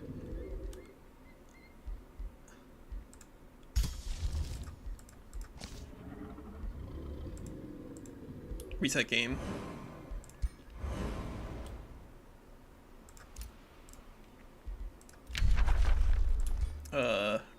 Reset. Yes, reset game. You can guess. Good. There it is. Alright.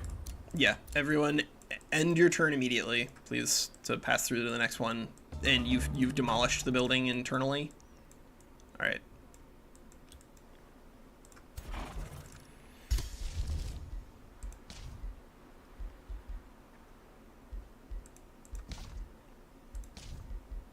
Okay. Yeah, we'll still go with this. Still gonna go with a Bone Dragon as our top end, and then we'll go with a Zephyr Archer so we have some sort of ranged option. We'll go with a Necromancer, a Dark Warrior, and then a Skeleton Pikeman. I just think that's fun.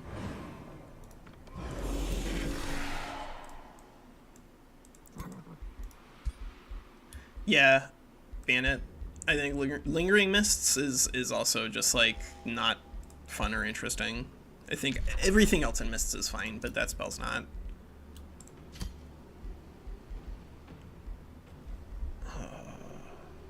Yeah, Dark Undead. I think it's going to be really good in terms of getting us pacing here. Hopefully we can keep our dragon alive. I think given that we have a dragon, actually, I'm inclined to take Restore just for survivability. Same with defensive training. And then that gives us enough to take Sentinel or Call the Weak. Sentinel isn't bad, actually, for self-sustain here. Yeah, actually, I like Call the Weak here. Just as not necessarily as a way to do extra damage, but as a way to keep ourselves alive. And then I'm going to go ahead and take Dark Ritual, I guess, right? Yeah, I'm going to take Dark Rituals. Which patch? So there have been some gigantic patches recently.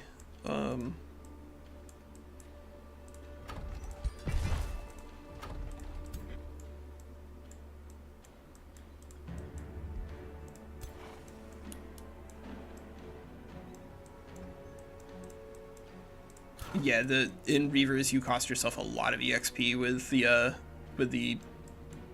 like the super subdual, but it is still not 0 anymore, and because you can activate that pretty easily on like really important units, it does allow you to clear stronger fights than they would normally be able to. So Dark did get a patch. They changed it around, so now let me see. There it is, Brand of Wrath. So now Call the Weak is melee attacks get extra damage, and then ranged attacks deal extra weakened. So in this case, this faction that we've built is actually not going to be very proactive at utilizing that, simply because these guys, did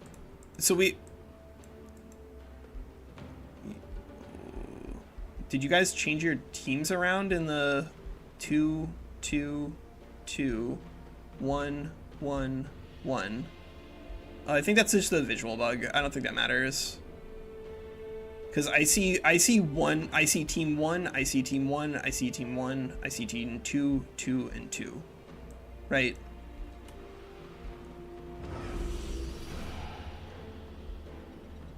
Why would we be at war with you?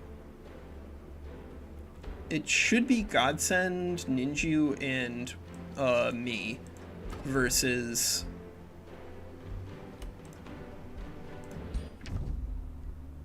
It does say that, but we're literally on the same team. How is that possible? Because it says team 1, team 1, team 1.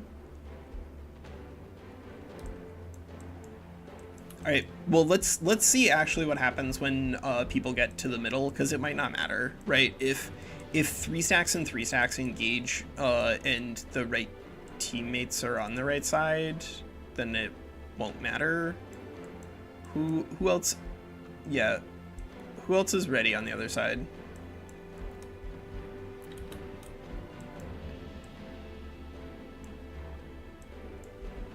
Yes, this is what is it, Among Us? That's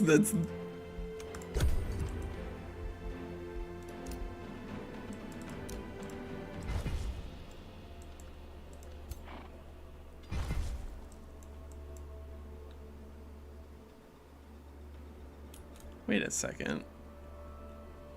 Who is the other player? Purple.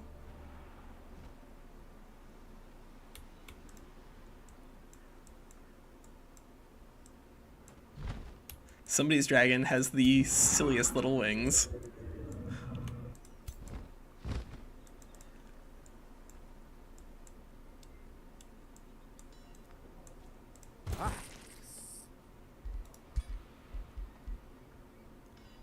We have another undead leader here. Good. Love to see it. The strategic layer spell, yeah.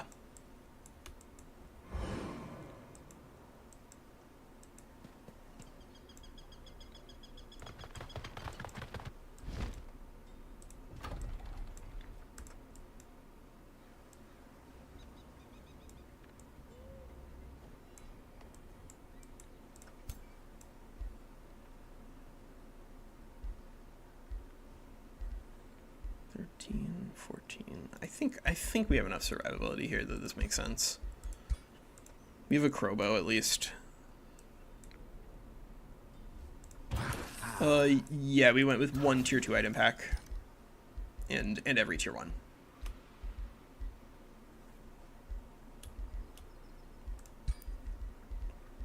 Yeah. And if you're if you took tier 2 miscellaneous, then you can only have 1 ring or 1 bag item, because the tier 2 miscellaneous are just a lot better.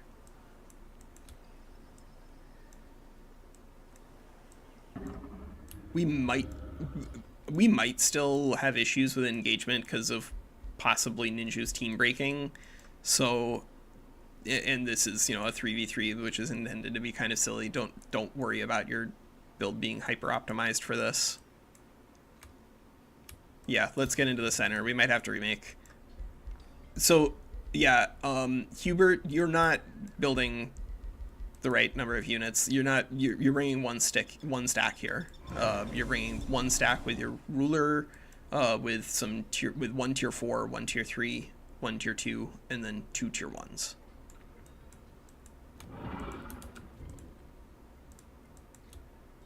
Yeah, we're doing 3v3. Yeah. You get 1 ring or 1 bag item, your choice. It's what I posted in the Discord, in the public Discord.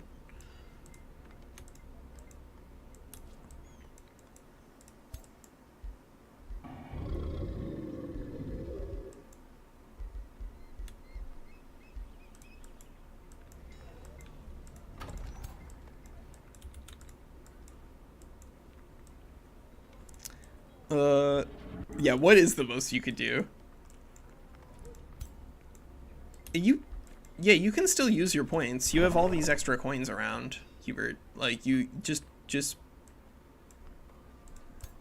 you already downgraded. Alright, yeah, let's just remake the game. Please pay attention. There's a lot of people talking at once, but do...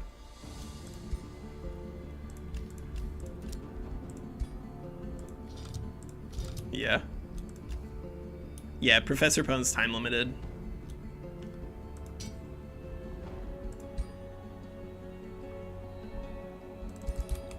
It probably will be, but only if people are casting spells and killing units aggressively.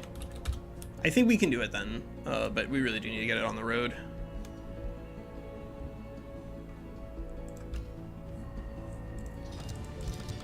Code is up.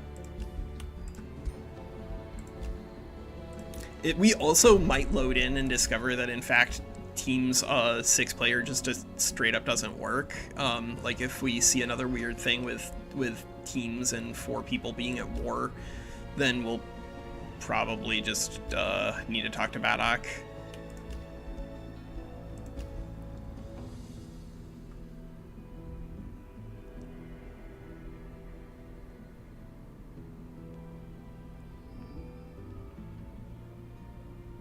Okay.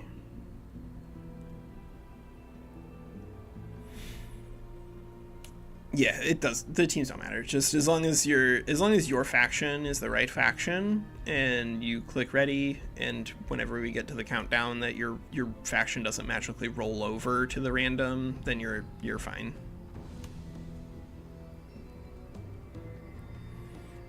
I think it is too. I don't think it matters.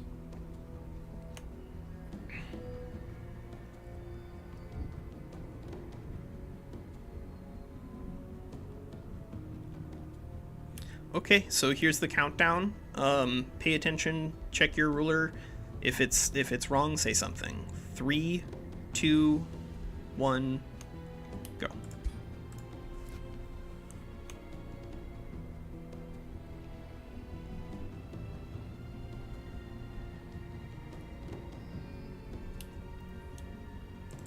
And we don't have the other ruler. You're just making a 6 stack just to send to the middle. So that way we can have a nice big fight. Yeah, because it's your ruler and then 5 units. Yeah, don't forget to delete your building if you're playing as Barbarian.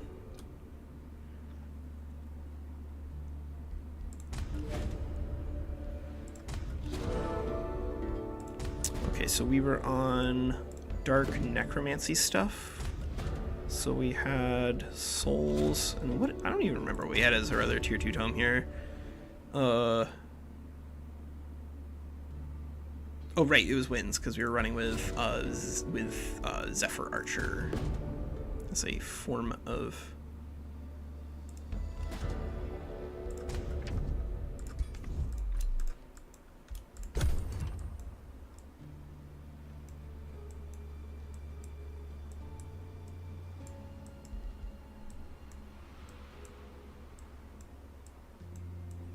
Okay.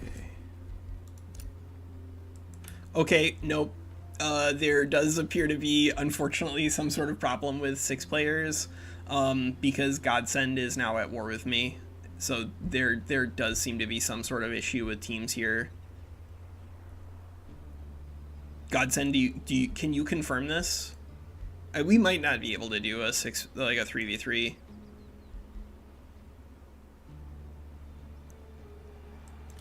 Yeah, no, that's not the way teams work. You can't make peace when you're in teams. So there does seem to be some sort of bug with 6. Because this is now the second time we've seen Team 1 have war with itself, right? That is definitely just a bug.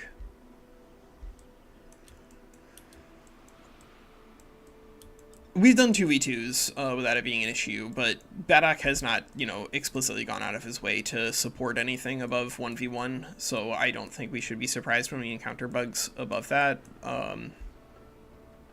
Well, I think we'll have to talk to Baddock about it, but I do think that here, realistically, it does not look like we're going to get a 3v3 without issues. We could still start a fight to see, but I think it might make more sense for us to rehost as a smaller group.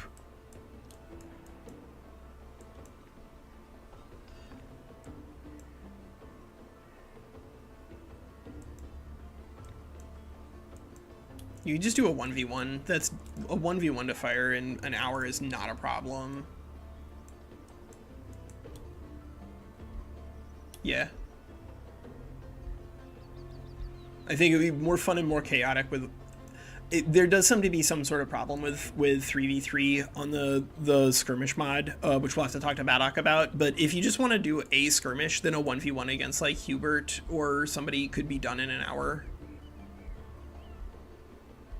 Or Godsend, yeah, or Ninju.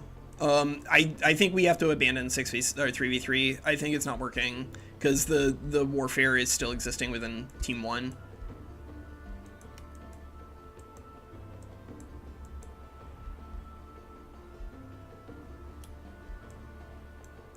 That's not the issue, Ninju. The issue is that we're at war with each other, that our team broke.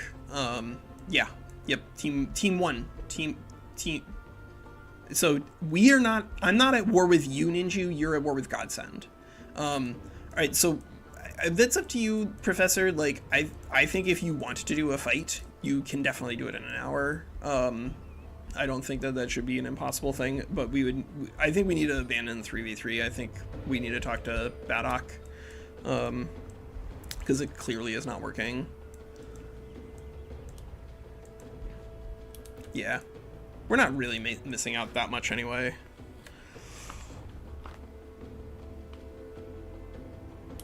Yeah.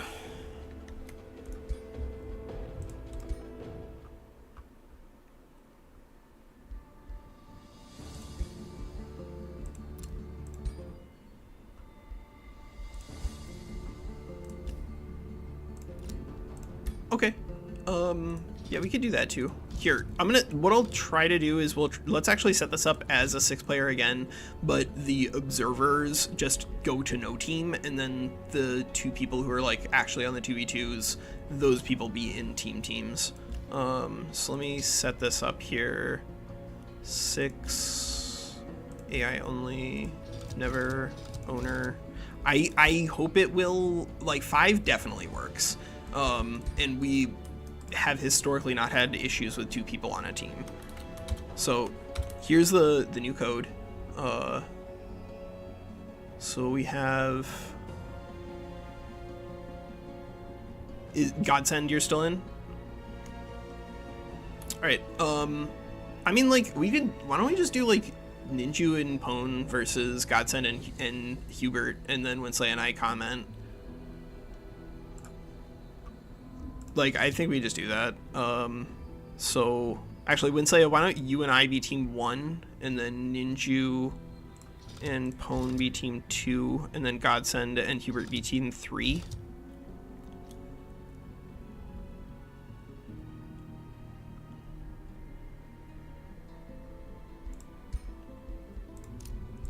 Yeah, same rules in terms of composition. It's just 1 stack per player. That'll keep the game fast, hopefully.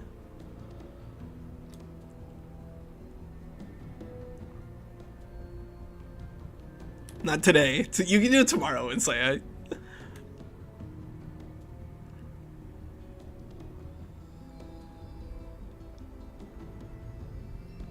Alright, so Winsley is team 1. Ninju's team 2, so this is Hubert on team 3. So it looks like all the teams are set up correctly. Never owner. All right, I think we are ready to go.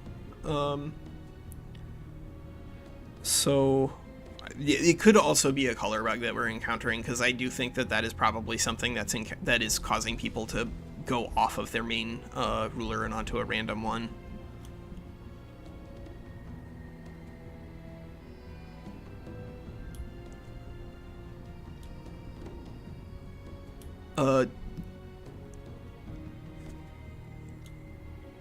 Yeah, there was definitely some sort of issue. So Godsend, are you readied up?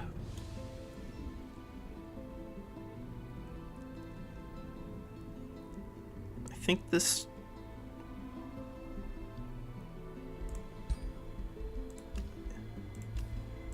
All right, here. Wait a second. Let me. Oh, different color. There we go. All right, whatever. It doesn't matter what color you are unless you really, really care about it.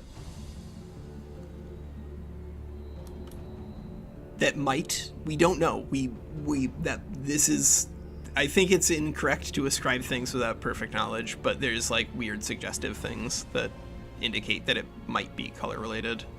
It might be, because it... Yeah.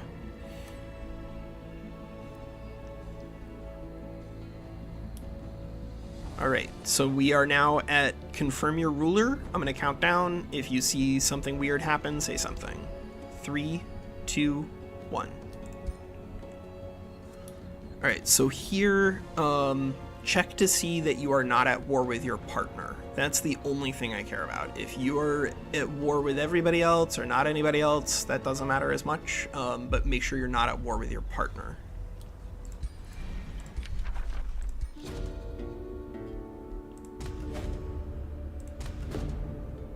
Okay, so we got this, back to pregame menu, and start game, baby.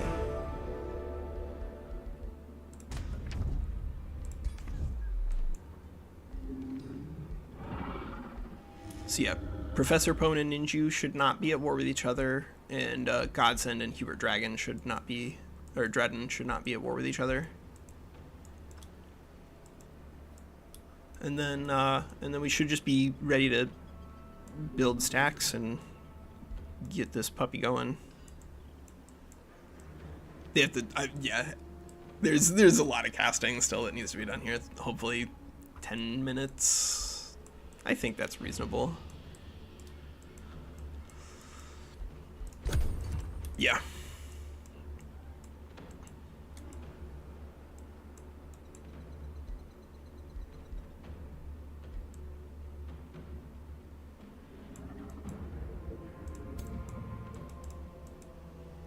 Yeah, just start demolishing and then... Yeah, he has to... He's also playing Barb's Ninja.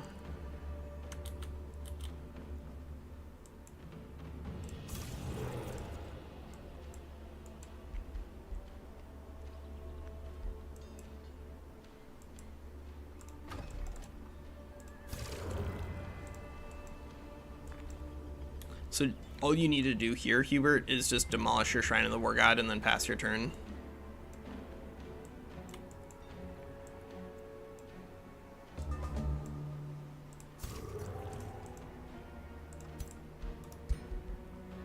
Yeah, and now you're building a normal stack of 6, with like the 4, 3, 2, 1, 1. Alright, so we have Hubert and Godsend. So our... What's up?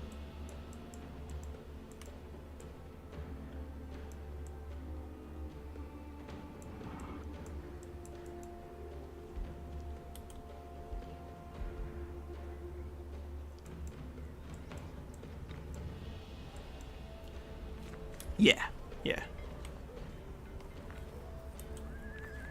I think if you guys want to use the same tier 1 here, I don't think that matters, because this is like such a small fight that if you guys really care about it, you can fight, but I don't think it'll make a difference.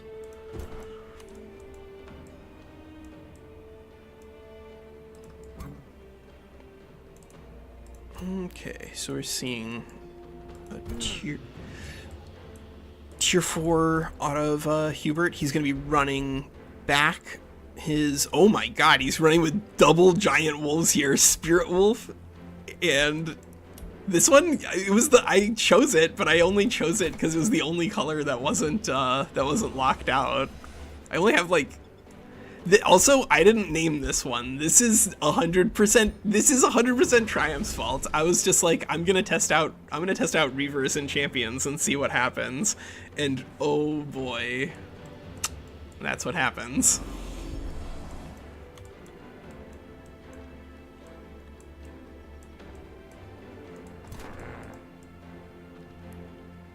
No, Thomas Scrying is pretty mid.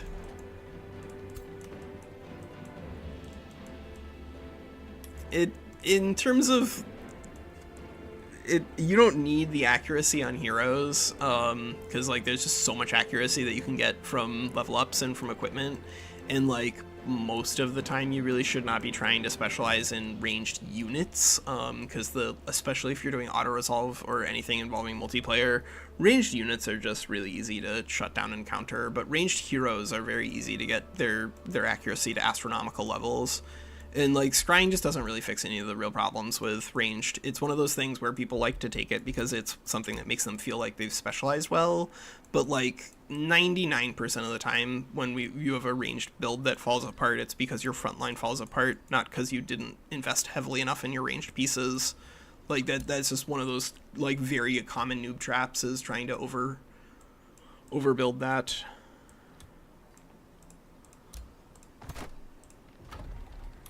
Oh, my headphones are running out of juice.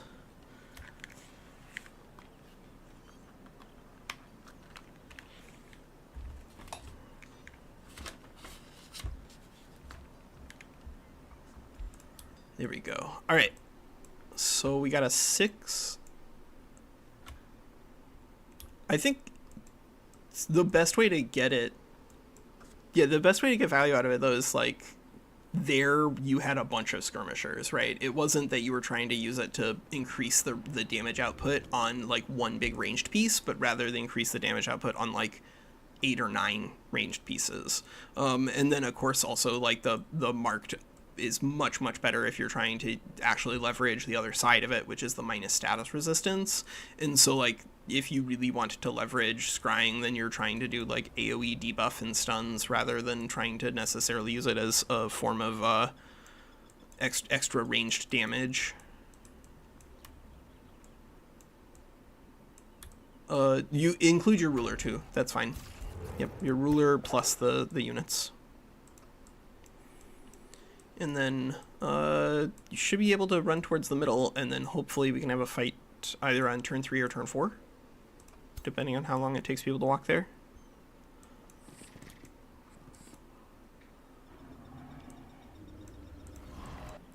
Yeah, this is going to be really interesting. Never let the dream die.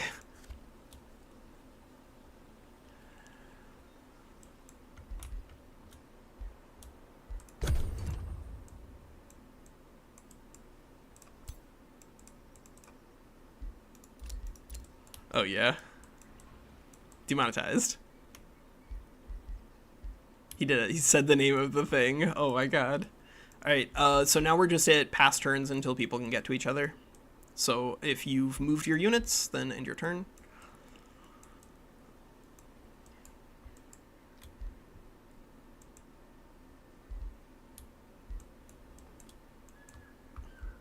Ninju, Hubert.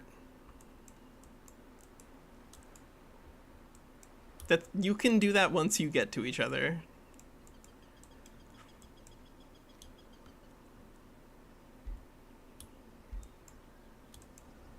Hubert, are you still doing something? It's your turn.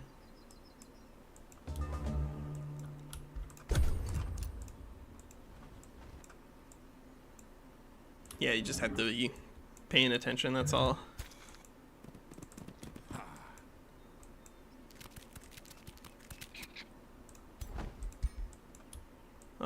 I mean, you are in reinforcement range now, actually. Like, you could fight this turn.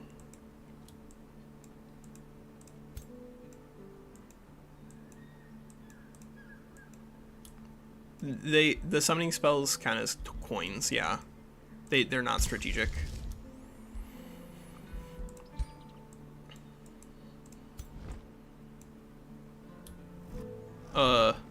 No. Yeah, you can attack. Either player can attack. Yes, so both players have strategic spells. You can't target the same stack twice.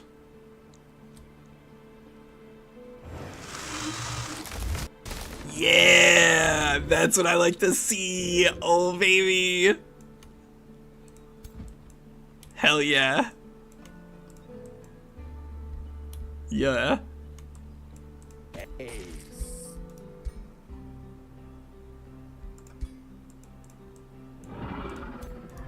Do it. Go, go, go.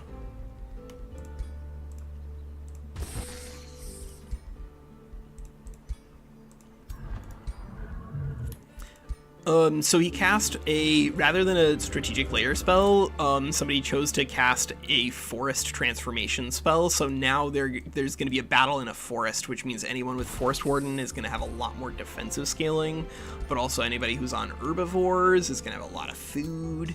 I think it's just going to be, and of course there's like going to be a lot of terrain to cover to make it so that ranged units have a harder time killing things. I think it's always fun to fight in a forest if people are down for it.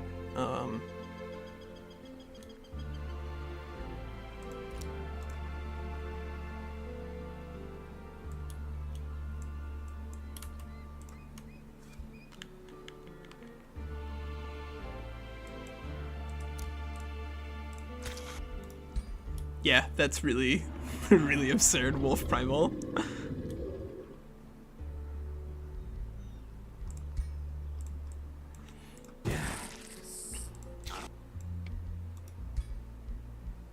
Wolf Primal. I mean, we haven't seen Primals generally in a while because of the rebalance to summoning, right? Like, now it's just, like, a lot more difficult to leverage, especially because Animists are now fixed, and you can't just make, like, 15 units. It's just a lot harder to get real value out of.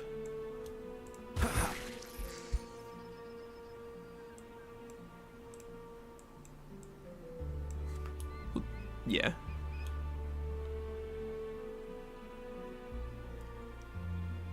This spell is still really good for skirmish, yeah, no doubt. Okay, fight each other, cast your spells. And then once people have cast their spells, get that fight. Do it. And just to remind people, for this one, this 2v2, people are not to converse with their teammate about game plan, and when it's your turn, you have to leave this voice chat, so that way you can just play as quickly as you want, which is hopefully fast. Yeah, and I think honestly we can just have both players cast on the team. It's 2v2, right?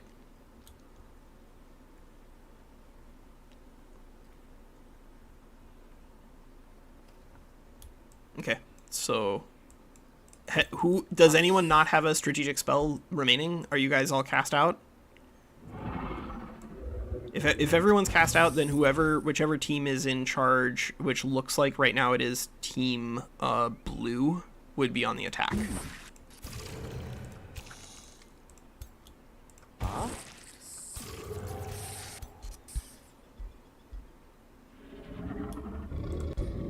Yeah.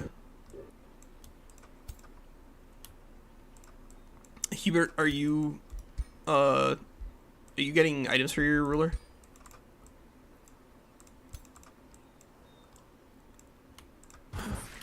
Yeah. And then... Oh, yeah. Godsend, you're not supposed to have a wand and a ring, because you have the tier 2 miscellaneous pack. But,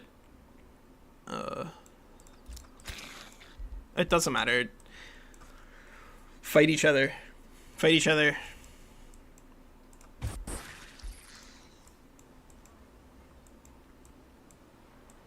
The item forge is near the menagerie, which is like southeast of Yesekvol, the pink. He's a champion. He took a tier 3 item pack and he took one item from it. Yep, that's his tier 3 item.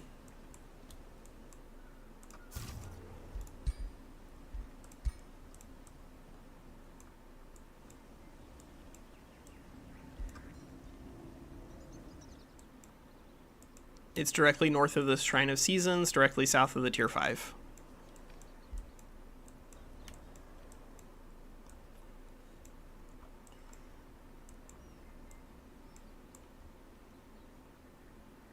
All right.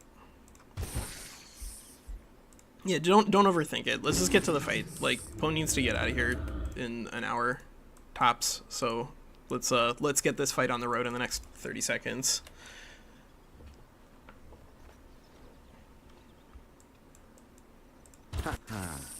Have you guys cast all your strategic spells? Did nobody have any extra? All right. Well, then it looks like it is the blue to attack. So blue, go ahead and start it off. Good luck, have fun, guys.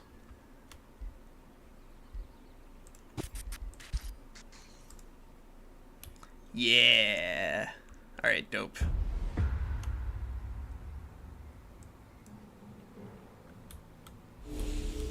All right, so here we do get to see a dreadnought. Oh my, an ironclad is. This is great. Yeah, active player out. And then, boy, this is a really fun collection of tier 4s here. Actually, we have entirely different tier 4s on every single build. Yeah, that's cool that we didn't communicate and arrived at that as an outcome. So he's playing with a champion.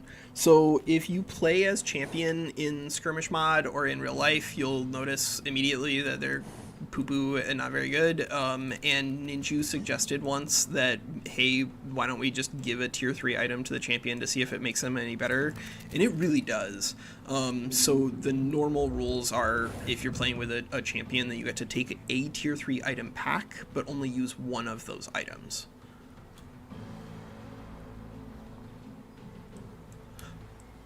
The tier 4, yeah. No. He's talking about the tier 4. Yeah, this is the summon grader. Yeah. He must have just rolled it. Not normally. Normally, Tome of Vigor doesn't give you even an SPI that builds stuff, period. But Badok, I think, fixed that. The tier 2 spiders don't normally exist in the, Yeah, that works too. That works too.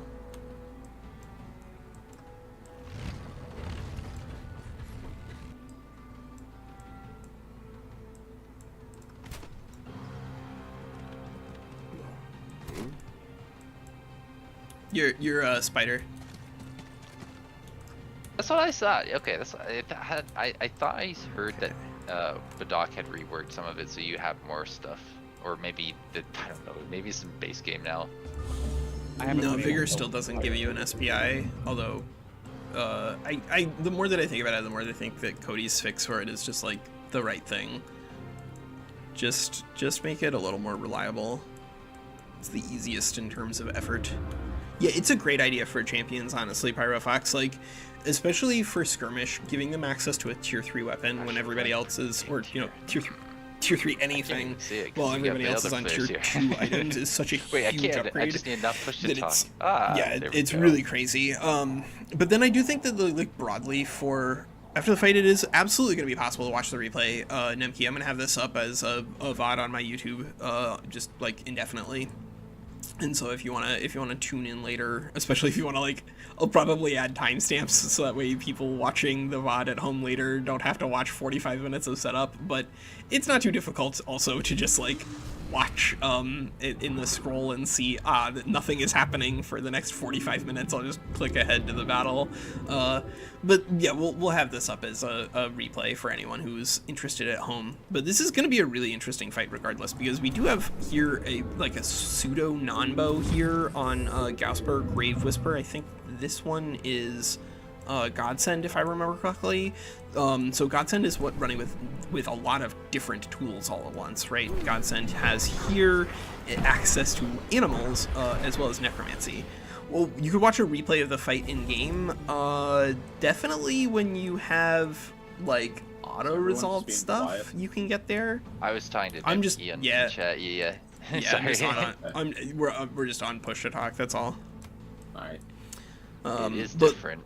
Yeah, you can watch a replay of the fight. Away. Like, if it's single player, I don't know if we're gonna be able to watch a replay of this. We were talking about unless you meant like auto resolve and then watch the replay of a battle, and I don't think that you'll have that button after this because I think we're in the fight. Nemki might have been asking about like what if we autoed it and then watched the fight, but like it's 3 o'clock already.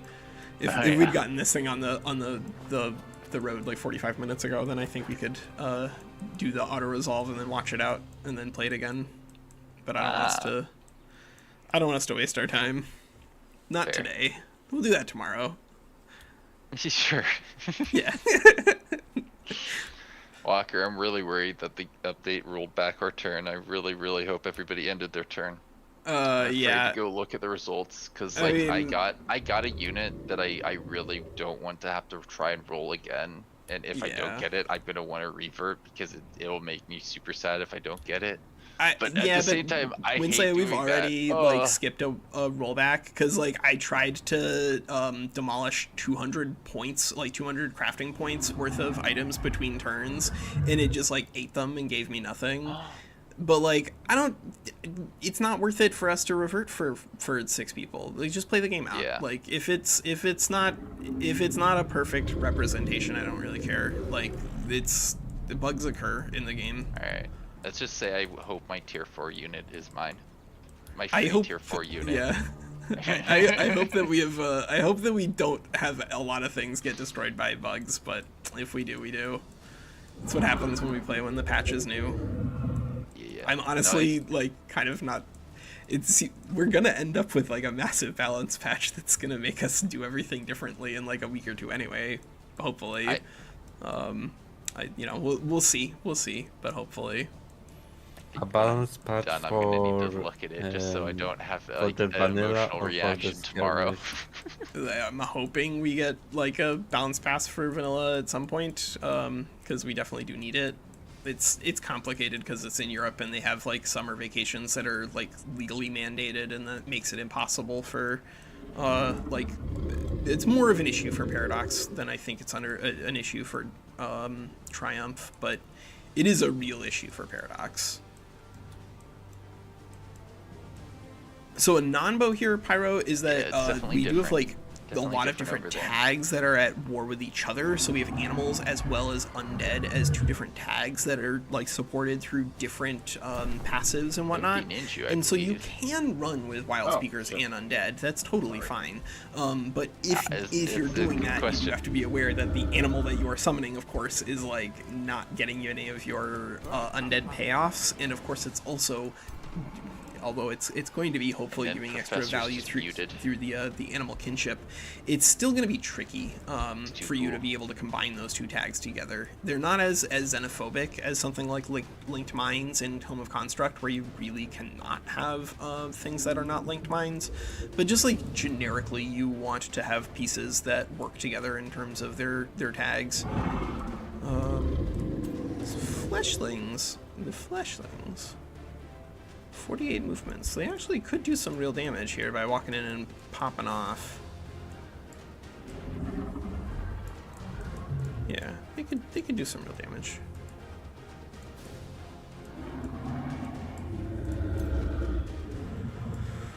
Whose turn is it? It is Ninju.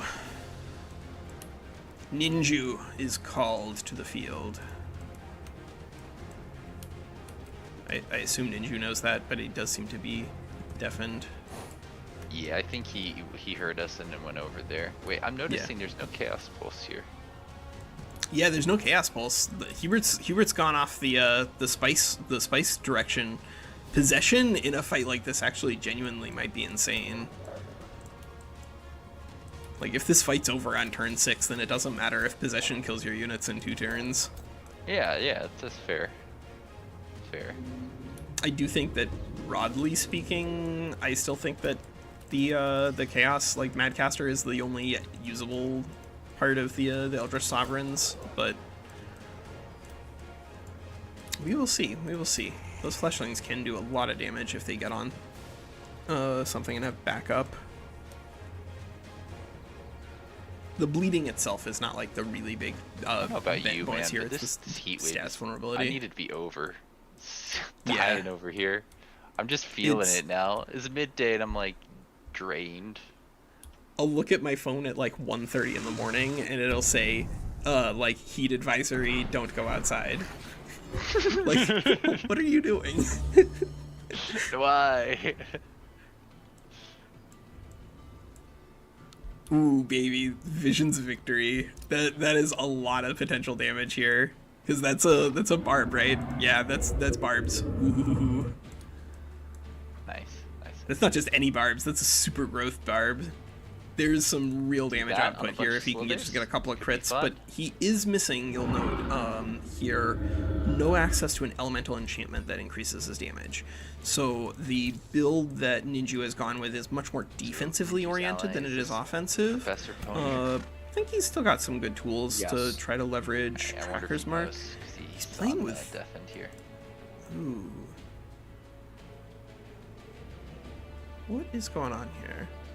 He's playing with Blade Runners and Tome of Teleportation, but he's not playing with the teleportation ability on his ruler, so he's just getting teleportation for his Glade Runner? That seems pretty aggressive.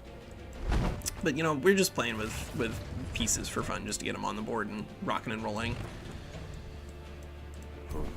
I'm also really curious to see how this Chaplain works out for Professor Pone. Like, one of the strengths, I think, broadly of Industrious is that the Steel Shaper is just such an unbelievably good support unit, great at increasing damage, but is this it? Is the Ironclad just gonna, like, straight up blast it here? It sure looks like it. Oh no, is he gonna load a shot too? That would almost certainly be correct. Just so that you get the splash.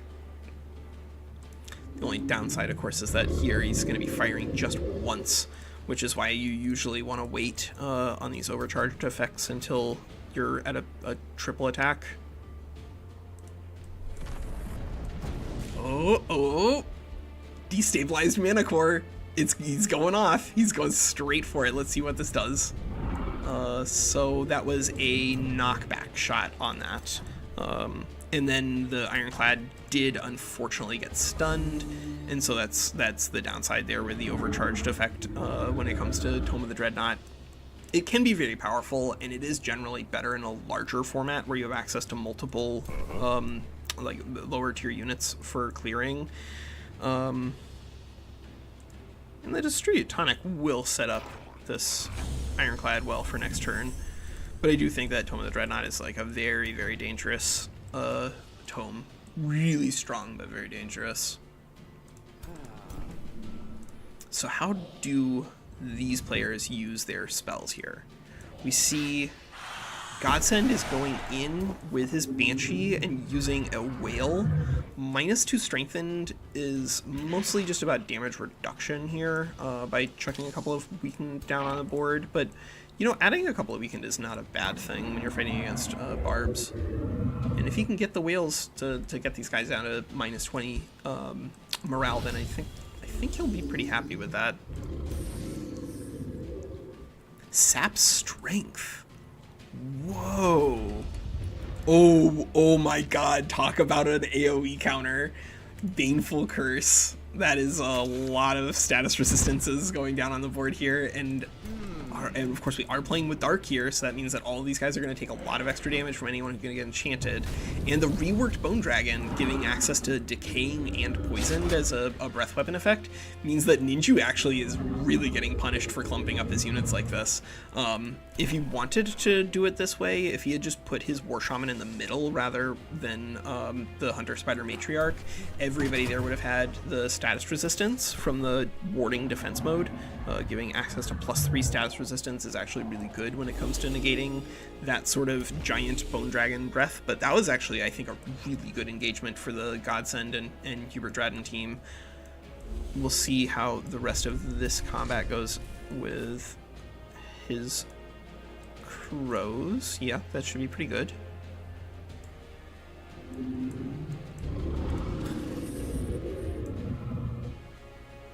Fey Blessing. I mean, that's not an inherently useless ability, actually. Fey Blessing being able, because we're playing with Tome of the Construct, or rather Tome of Corruption being banned, then the Clinging Mists giving you a little more survivability is actually really nice. So what are we to see here?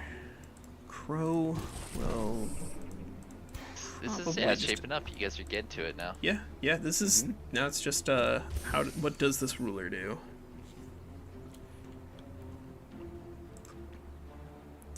This ruler could actually even use Pestilent Escape potentially as a reposition later, but yeah, there we go.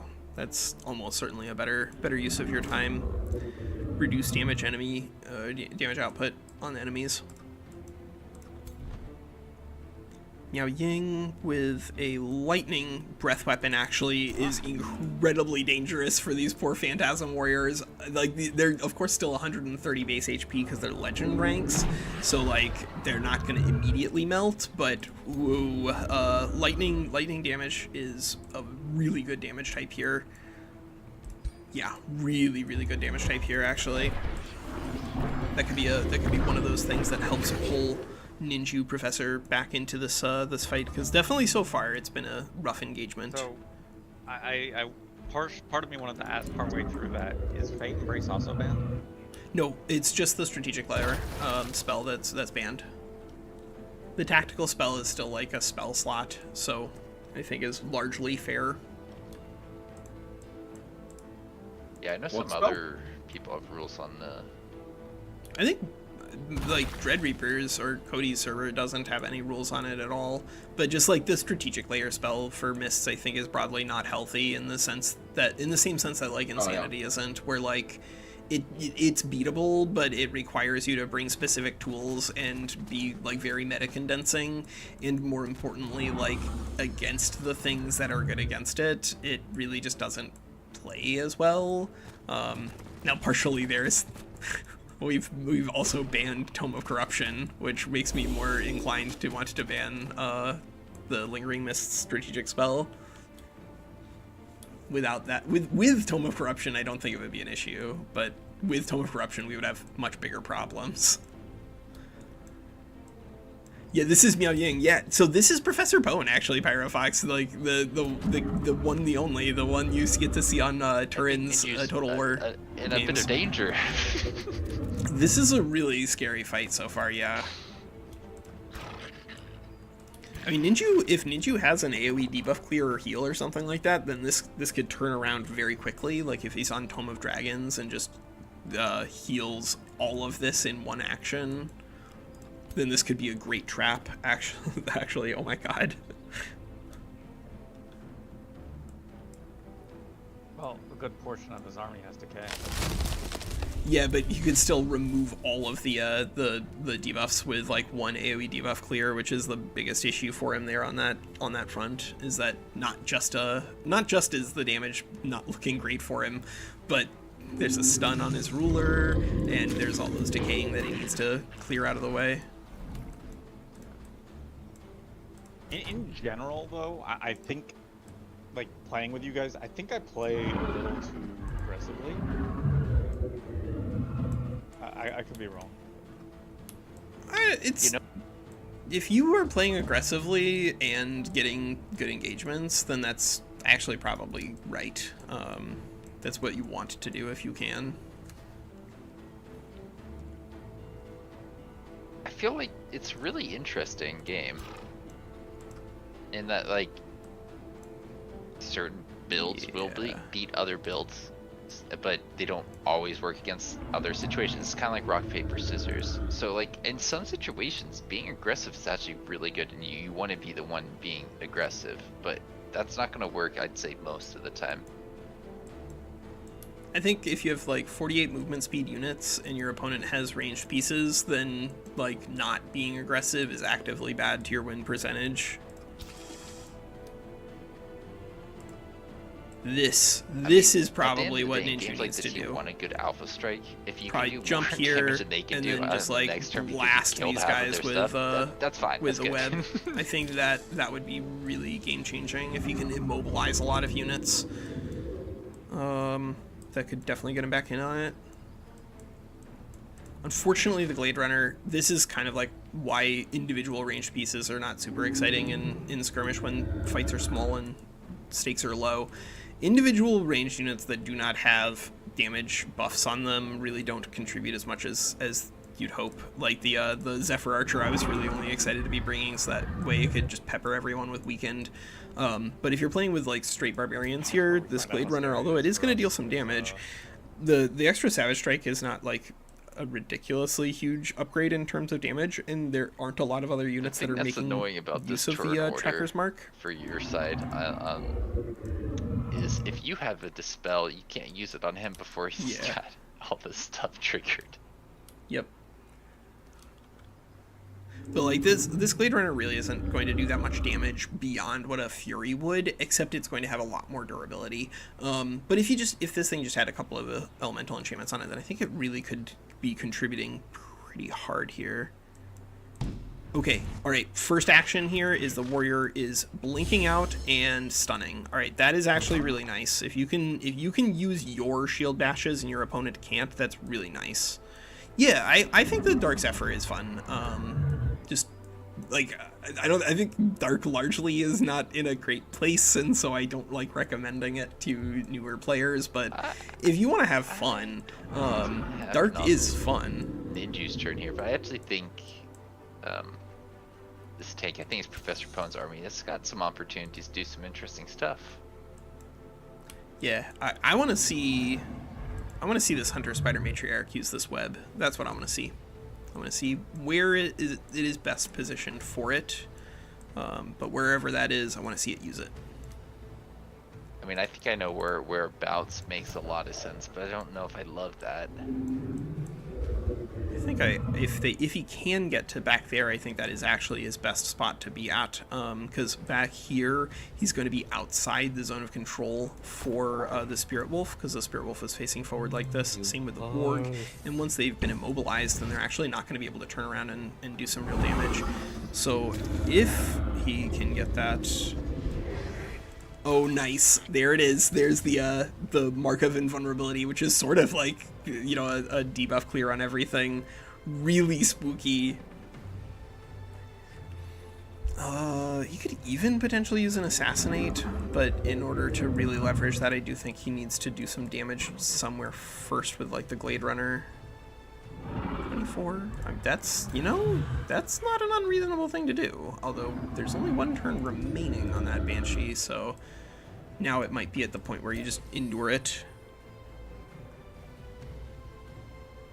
Yeah, already used the Summon Undead, already used the Pulse, the Overchannel, so that's another thing important, right?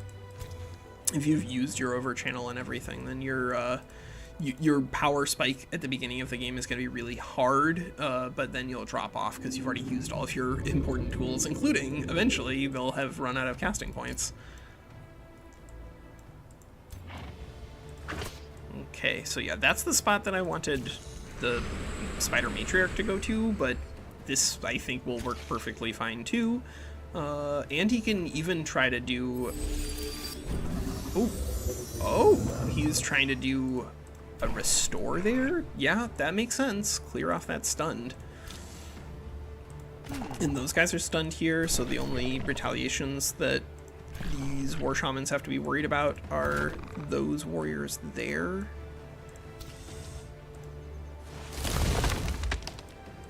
Okay, the Marked is going to be helpful for this this web, because that is a physical ranged attack. Assuming that he wants to do this. Just being able to immobilize the Spirit Wolf would be so good is the problem. Same with the White Wolf. If you can immobilize either one of those, then that's just like effectively stunning them with where they are and what position they're in.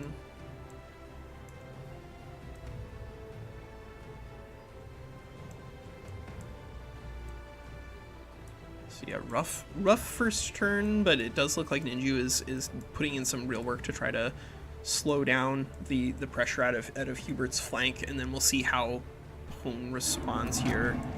This Ironclad is on two... Is this seriously 2 turns of stun? It's 2 turns of stun? Stunned for 2 turns after completing an attack action. So it's that tome is so close to being good, but then it's like incredibly rough randomly. Alright, so War Shaman is moving back, maybe Blessing Self. Yeah, Blessing Self. That makes a lot of sense, actually. Extra physical evasion on melee attacks is an incredibly rare and incredibly powerful ability. Honestly, here, instead of shooting for 8 damage, I think you should just be clicking defense mode warding, because if you do not keep this Hunter Spider Matriarch alive, then you're just dead. Yeah, there it is. He's clicking defense mode warding. I agree. Howdy. And you know what? There's still a non-zero chance that our boys here win it, because we've got double taunts here on this Anvil Guard. Man, yeah, like the fact that it's a 2-turn stun. Overcharge. It's so brutal.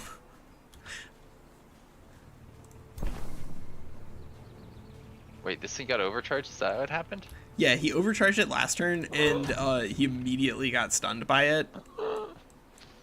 That's fine though, because now he's got now he's got a triple attack.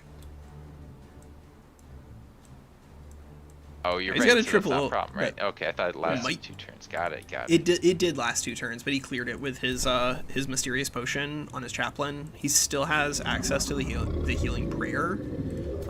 I set up a really big shot for him, so I hope he takes it. Yeah, he needs to.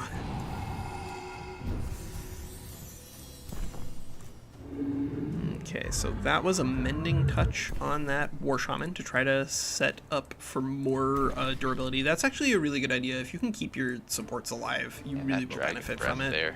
That's yeah. The fact that there's a lightning dragon against double phantasm warriors is terrifying. Oh my god.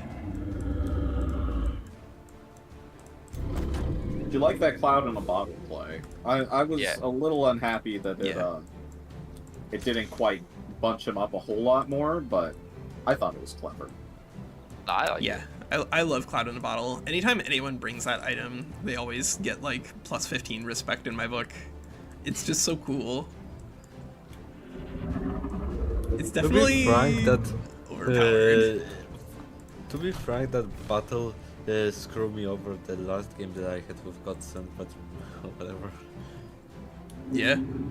Did you use it and it pushed you into a weird position that you weren't ready for? No, he used it in order to freeze it into incendiary shot. Yeah. I was waiting for that to stun him when he loaded ammo, because that could happen. Yeah. Oh my god. Oh my god. Crit! Wow. Oh my god. Look at all the entire battlefield's on fire now. Nice.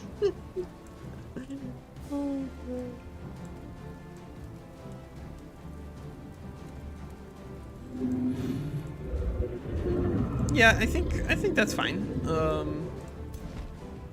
Generally, one of the weird things, of course, is that he has access to wet as well as burning here, and so if you wanted to really, really maximize the damage, then the way you would want to do it is you'd want to use the lightning breath first, and then the incendiary shots, so that way anyone who was wet would take the damage enhanced by wet. That was a little less impressive. That was less impressive, but keep in mind, these are still 9 resistance. This Phantasm Warrior has 17 physical defense and 9 magical resistance baseline, and then it also has only -2 shock because of the magical wards. So those Phantasm Warriors are going to be almost impossible to kill anyway.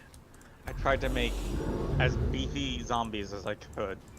That is why I am against the racial for the Phantasm Warriors.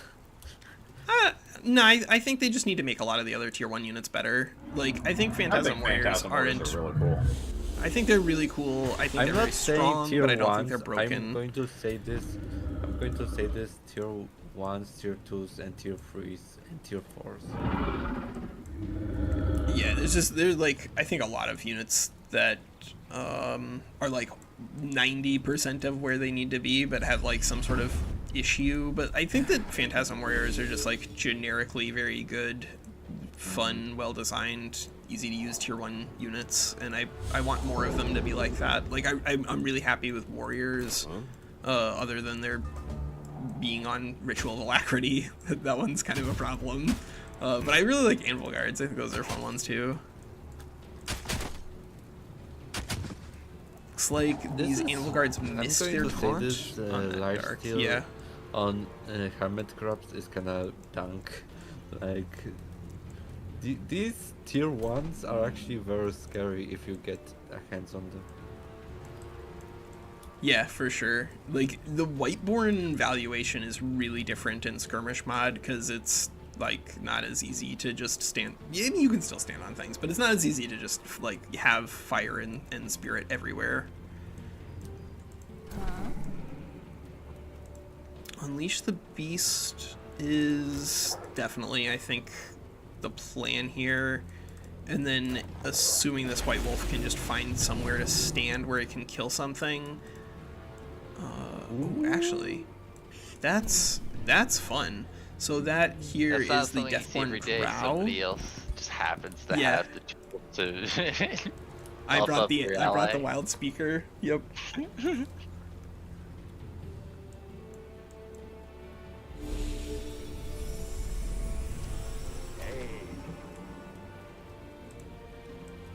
This is also not an unreasonable amount of damage here, right? Like, especially if there's a way for him to get access to flanker on Spider Mike Jurek and Anvil Guard, then that would definitely be worth doing. 3, 7... See a Fortune 3 here. Yeah, this is still I think pretty much anyone's game. It really just depends, I think at this point. That's not good for Pone's team and Ninju's. They really do need to keep the Ironclad operational, because without that, their damage output is going to drop off a cliff. But the Chaplain, I guess, still has the Healing Prayer. So, assuming that this Ironclad is alive, assuming that this Chaplain is alive, then hopefully they can work together.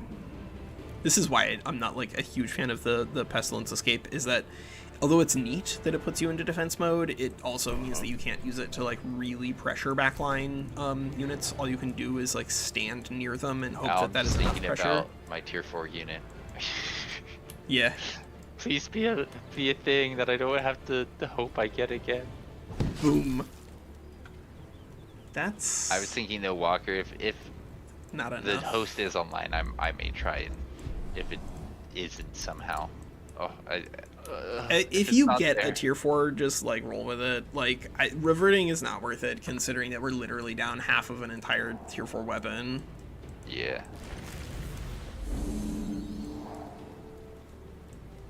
I wanted to use that particular one. It's cool. Well, yeah, it's okay. We'll see it again. We're joining. Shit.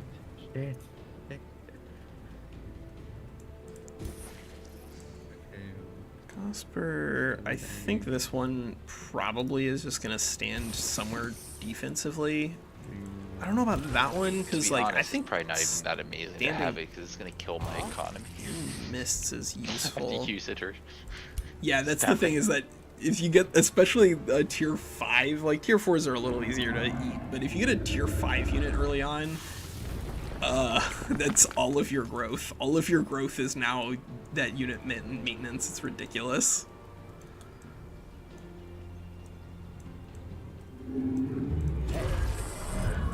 Ooh, big morale swing there because of the terrifying aura. Like, it doesn't allow me to the game. There we go. So we got 1, 2, 3, you left and then the game? I thought you were in it still. Yeah, wait. The internet kicked me out. The internet kicked me out. Oh, yeah, Hubert is again displayed as red here. So you just join back in. Give me a second. I think I need to restart the game. Give me a second. Okay. This is a really interesting fight so far. Really interesting. It's very scrummy too. Like lots of low tier units fighting here, but more importantly, just like a real melee thrash fight. Cannot kill Derry here because Derry is on Mark of Invulnerability, so that's off the table. So now it's a question of how does this White Wolf actually generate value here? I assume if Hubert has access to an AoE debuff clear because there's like double stuns there to remove, that's not too difficult to position for. This Oh, is the bone dragon? Did you already target the bone dragon? No, that was Godsend's bone dragon. So, given that this is barbarian, I mean, you could still use the mind control. This is actually like the best piece of invalid code. I cannot join. You don't need to use a code. You should not use a code. When you're rejoining, your lobby. It should be in your lobby, and if you don't see it, then you need to make sure that you switch over to full, but you don't use codes to rejoin games.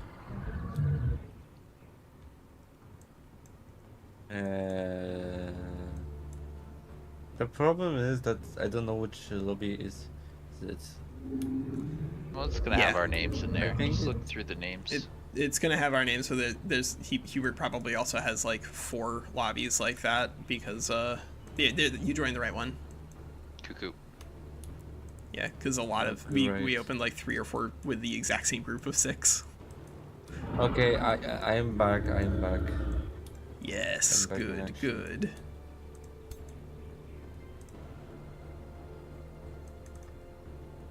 So there's no phase here on Hubert Redden's ruler. I think that's a mistake. I think generally speaking, once you're at level 6, especially within the confines of Skirmish, that you should definitely have at least phase 1.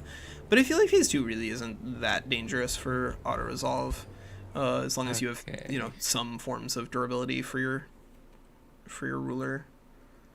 I think we got like 30 minutes to wrap this up. Yeah. Something like that.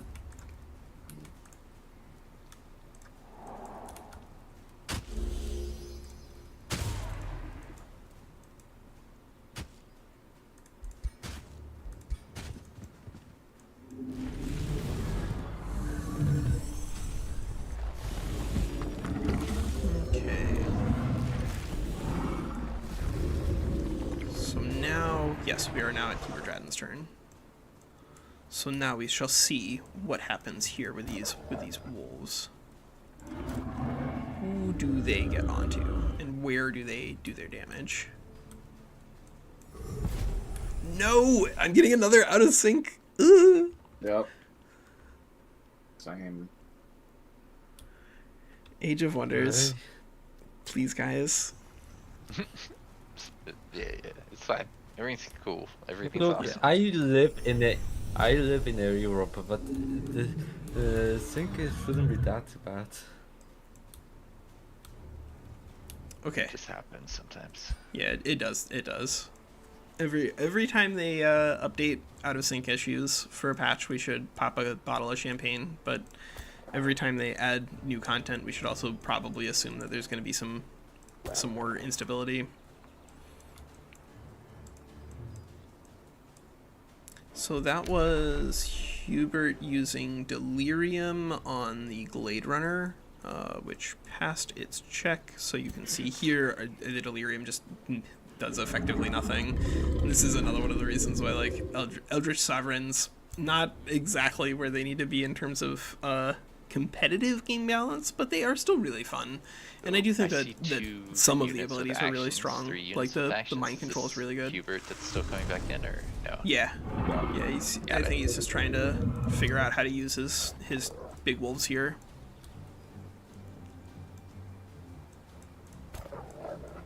Because part of what the issue I'm sure he's encountering is that Ninju's ruler is invulnerable, right?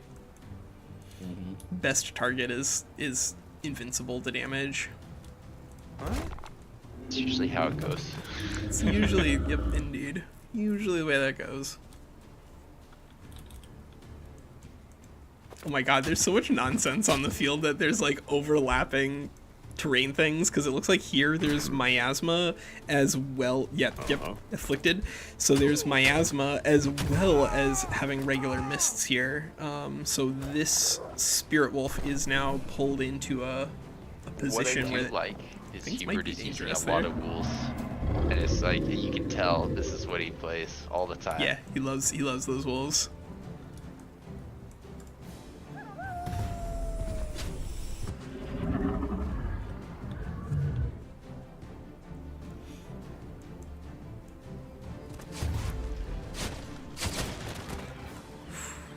really rough for the Spider Matriarch. The morale is just getting absolutely shredded by the crits that are coming out of this. That's like the real value of crits. It's not just that you do all this extra damage, but also that you do all this extra morale damage. Triple. Wow, that is really low damage output on that warrior. Yeah, So that's did you guys crazy. see anything on your Discord today about a quest, or am I the only one? A quest. What kind of quest? I don't know what this is with Discord. Push talk. Busy. It's got like this weird thing over my Age of Wonders 4 thing that says quest available. I'm like, what are you? Go away, I don't Oh trust yeah, you. I do see that. Console gaming quest. Play any game on a connected console for 10 minutes. I don't own a connected console, Discord, so don't bother me about this. Get out of here. Agree. The closest thing I have to a console is a Switch, which that technically is a console, I guess. But, you know, I'm not here to pretend like it's a PS5.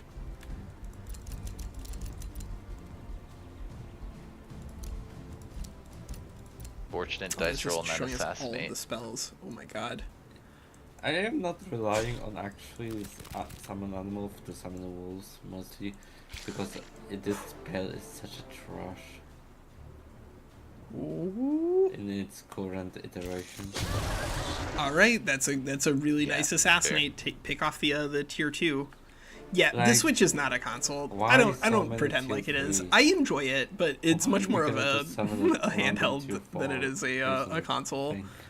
It's just It would it's be my nice. favorite I Game Boy agree. that I It's think I've ever owned. definitely something I'll that put they it like think that. they think is more Heck, balanced for that reason. I even suggested building. Give me a second. I'm going to send you the suggestion. I believe it's Yeah, this looks alright. small.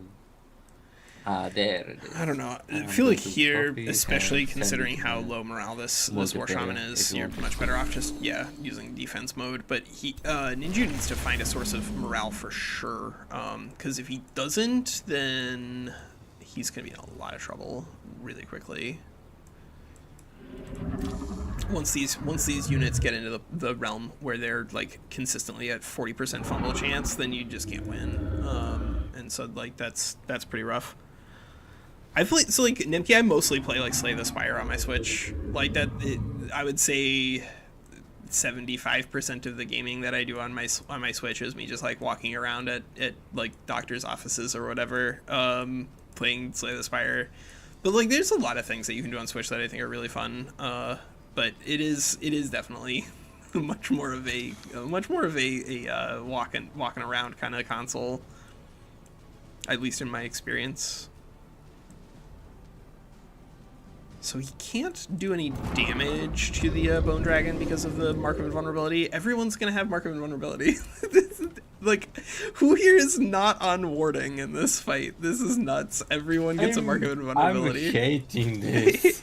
I'm Disgusting. hating this. This is the tier 1 tome. What is this shit? It's a good tier 1 tome. Believe it or not, warding is just a powerful tier 1 tome. Somebody show this video to try it right now. Yeah. This thing should be in the fertility tome of all things. So this ironclad Yeah, really right, cannot that'd be do an interesting anything case for fertility. I'd take it. without breaking free from the zone of control problem here. You are doing the 3v3? So we actually had to do a 2v2 because we were having some sort of team problem in the 3v3 where people were like the teams weren't working. One of the players in team 1 was declaring war on the other two. Probably just had to do with map spawning and stuff like that. I mean, you know, this is very explicitly designed for 1v1. The fact that we managed to get it to accidentally work on 2v2 is great.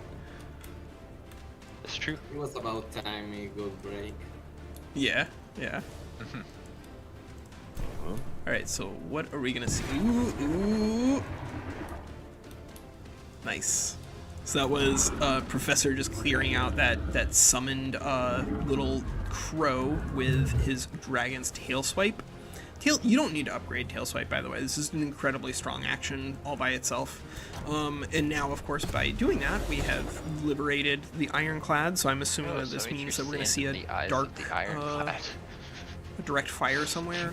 Sad. Yeah, it's the Ironclad is blind. Not the operators, the Ironclad itself. It cannot see. It's very sad. I don't think they have any vision when they 50% shot. I mean, there's probably somebody staring out at the battle through those slots on the deck, right? Probably. Oh, that's such a risky shot. Ugh. Did he miss the shot and get stunned? Yes. For 2 turns. Oh no. Yes. Oh no. Oh no. Well, he still has his healing prayer for next turn, but wow. That's true.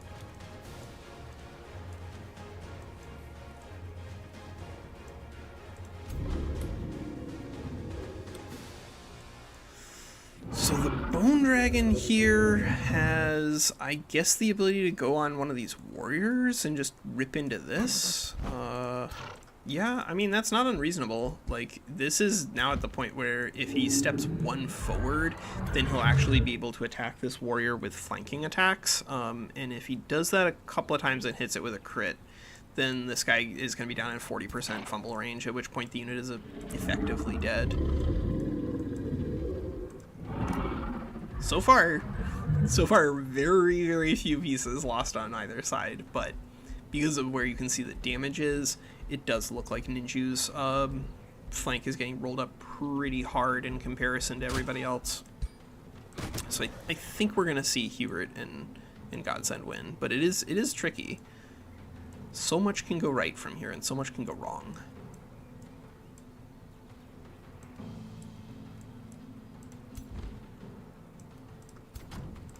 And I do think that the thing that's what probably is going to win it is just this frontline battle, because then now we have a tier 4 Ironclad, which if you can just stick something next to the Ironclad over and over and over again, then the Ironclad really doesn't do as much as you're hoping.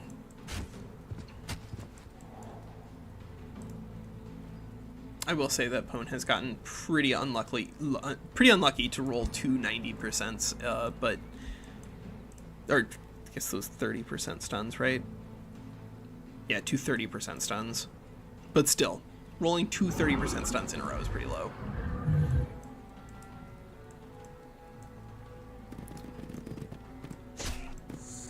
Okay, yeah, that looks pretty good.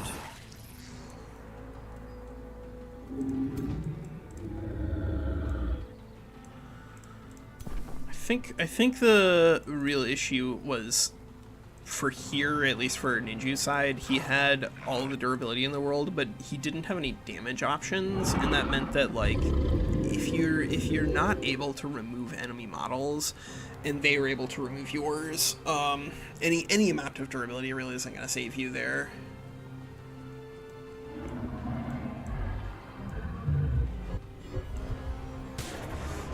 So what does Hubert do here?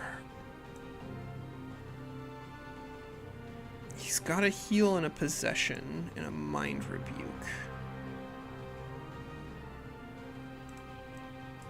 I guess the mind rebuke also isn't even like as necessary as it sometimes is. We're not seeing like insane amounts of buff circus here. People have been pretty respectful about that. I considered going and sending my ruler to fight Ninju's ruler and help Hubert, but I think he's pretty well got it. I think it was better to... I think this was a really good fight, but I do think that like Ninju's front line just got beaten up for so long that I think you guys are gonna win this. Yep, there goes Ninju's ruler.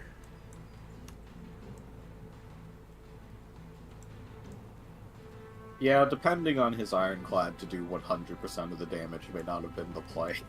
Yeah. Also, like, you guys just got really screwed, because Professor rolled 2 30% rolls in a row, right? Like, you didn't just get, like, the stuns, you got the 2 stuns back to back, and they were both at 30%, and there weren't even, like, interstitial attacks in between, because that was a direct fire, which is just shoot one. He got the fire overcharge. He got the fire, he got to fire 3 times on his incendiary, but he got the stun on the 3rd incendiary, and then the second fire here where he used direct fire after clearing the stun, he immediately got stunned again. I don't understand the overcharge mechanic. Like, I just never wanted to put it on any of my units. It was cool in Planetfall, but Planetfall stunned your enemies, not you. Yeah, I think the overcharge mechanic is one of those things that probably they just need to rework. I think it's fine if you're playing with like I think it's actually okay in the normal format that we have, because there you're probably going to have enough support units that you can probably consistently have access to a mysterious potion if you want it, or distribute tonic if you want it.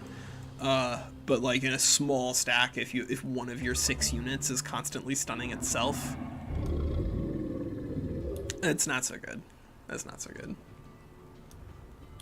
I can't think of another situation in the game where you have the ability to stun yourself like that. Yeah, the payout needs to be really, really high, and instead it's just fine.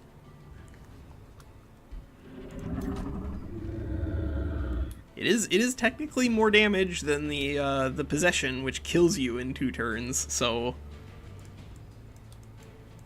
yeah, that's true.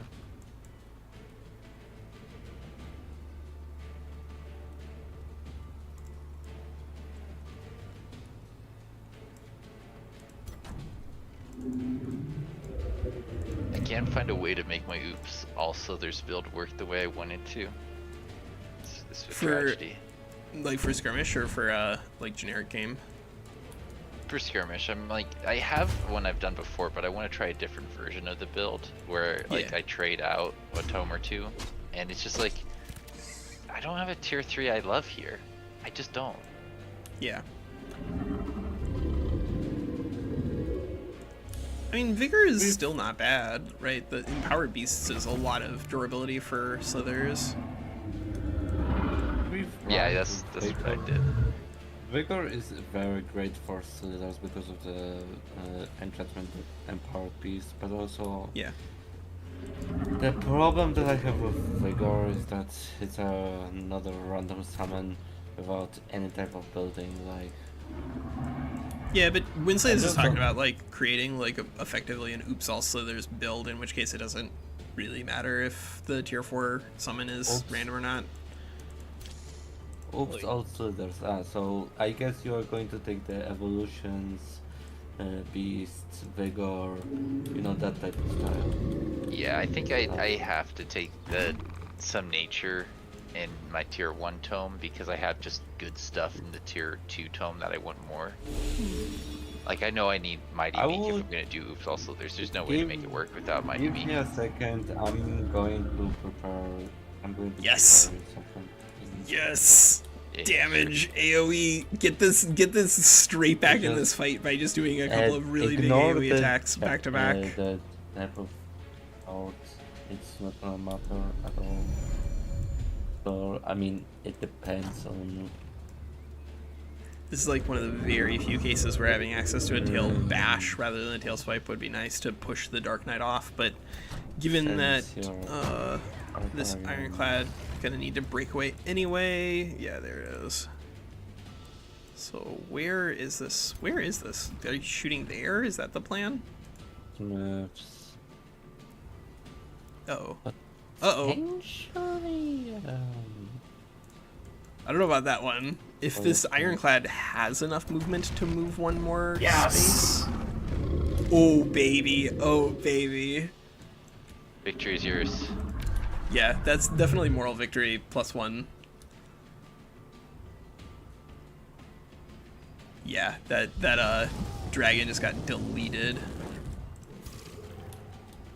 Is there a necromancer on this side? I don't think there's a necromancer on this side, so I think that bone dragon is actually like straight up dead here. I turned around. You killed the dragon with the dragon? Dragon with the direct fire on the Ironclad just shot it blasted it with a tank. So even though it was stunned, it used this thing to get unstunned. I'm assuming he cleared it with... He used anti-magic tincture, which meant that his chaplain could go. use the heal on my spider. It's a very nice of him. Anti-magic, so good. One of the best tier 1 spells in the game. Really, really powerful.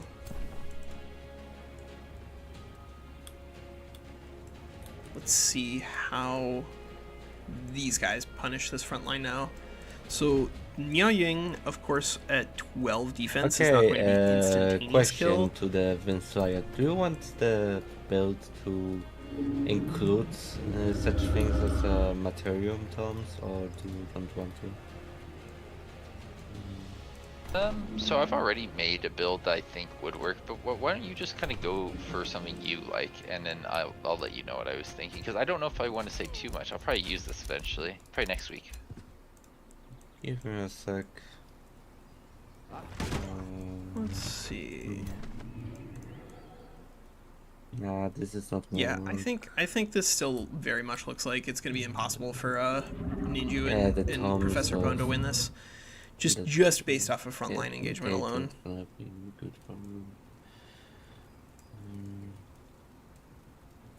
There's something. These guys, they're just gonna run away. They're just gonna run away like cowards. No.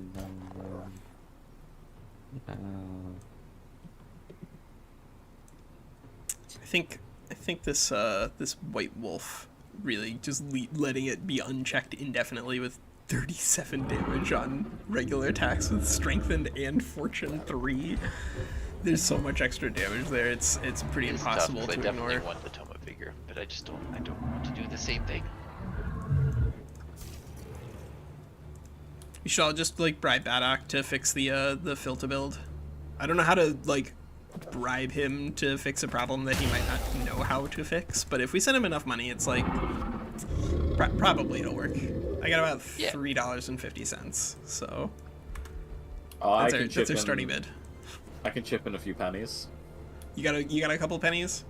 Yeah, I got a couple pennies. Actually, maybe let me pull out my wallet here. Oh, I've got a whole dollar that's for like it. the best part of the Eldritch Sovereign. Finally, the mind control that you start with at level 1. Oh my god.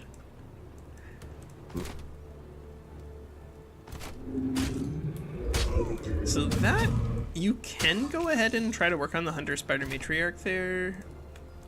Might be more important to try to kill Miao Ying. I think it's more important to just try to keep Miao Ying at -20 or below on morale, honestly. Yeah, that seems more important, but it does also seem like now the front line really has collapsed for Ninju's side.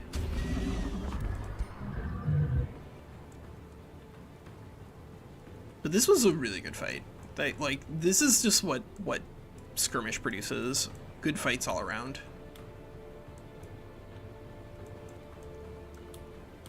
One, two, three.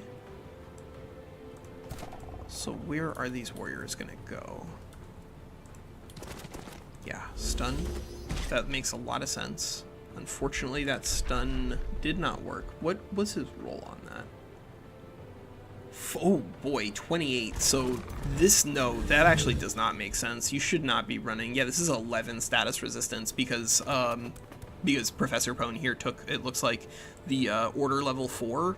Order level 4 gives you +5 status resistance. At that point, then it actually doesn't really make sense for you to use the shield bash, because it's not going to do anything. Yeah. He went into shield bash twice on Professor Pone's ruler, but Pone's ruler is a dragon on order at level 4, so it has like infinity status resistance. So he just like missed both of them. Don't mind control my dragon. Yeah, no, like I think so. Order 12 is like traditionally a lot more important because control loss immunity is really strong, but we don't have access to that here, and so I think Order 4 is actually really good for dragon rulers.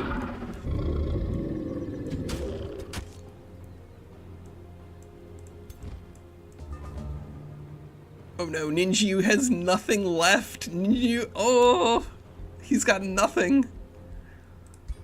All right, well, it is definitely over here, considering he's got no units on his side. It's gonna be pretty difficult to come back from that. But if he can, if he can kill the Spirit Wolf, because this at least is super duper weak to lightning. Yeah, it's a tier 3 at least.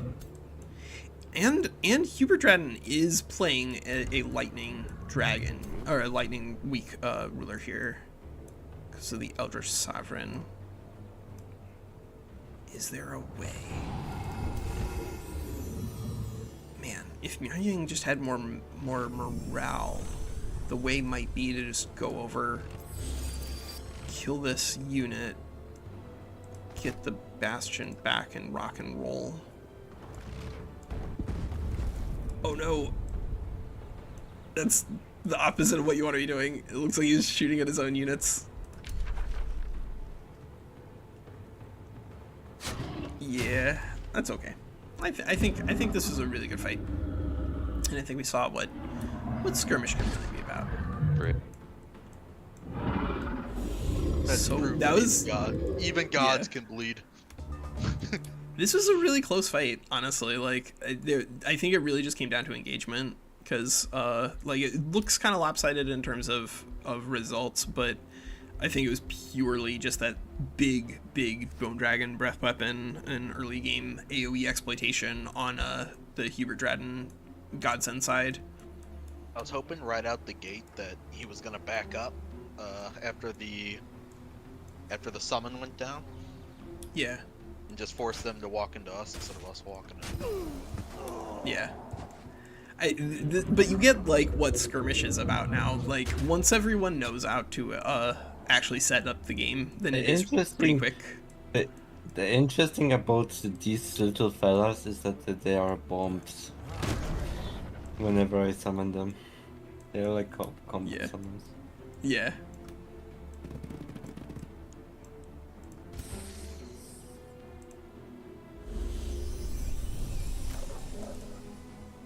It's definitely different than like a normal game for sure.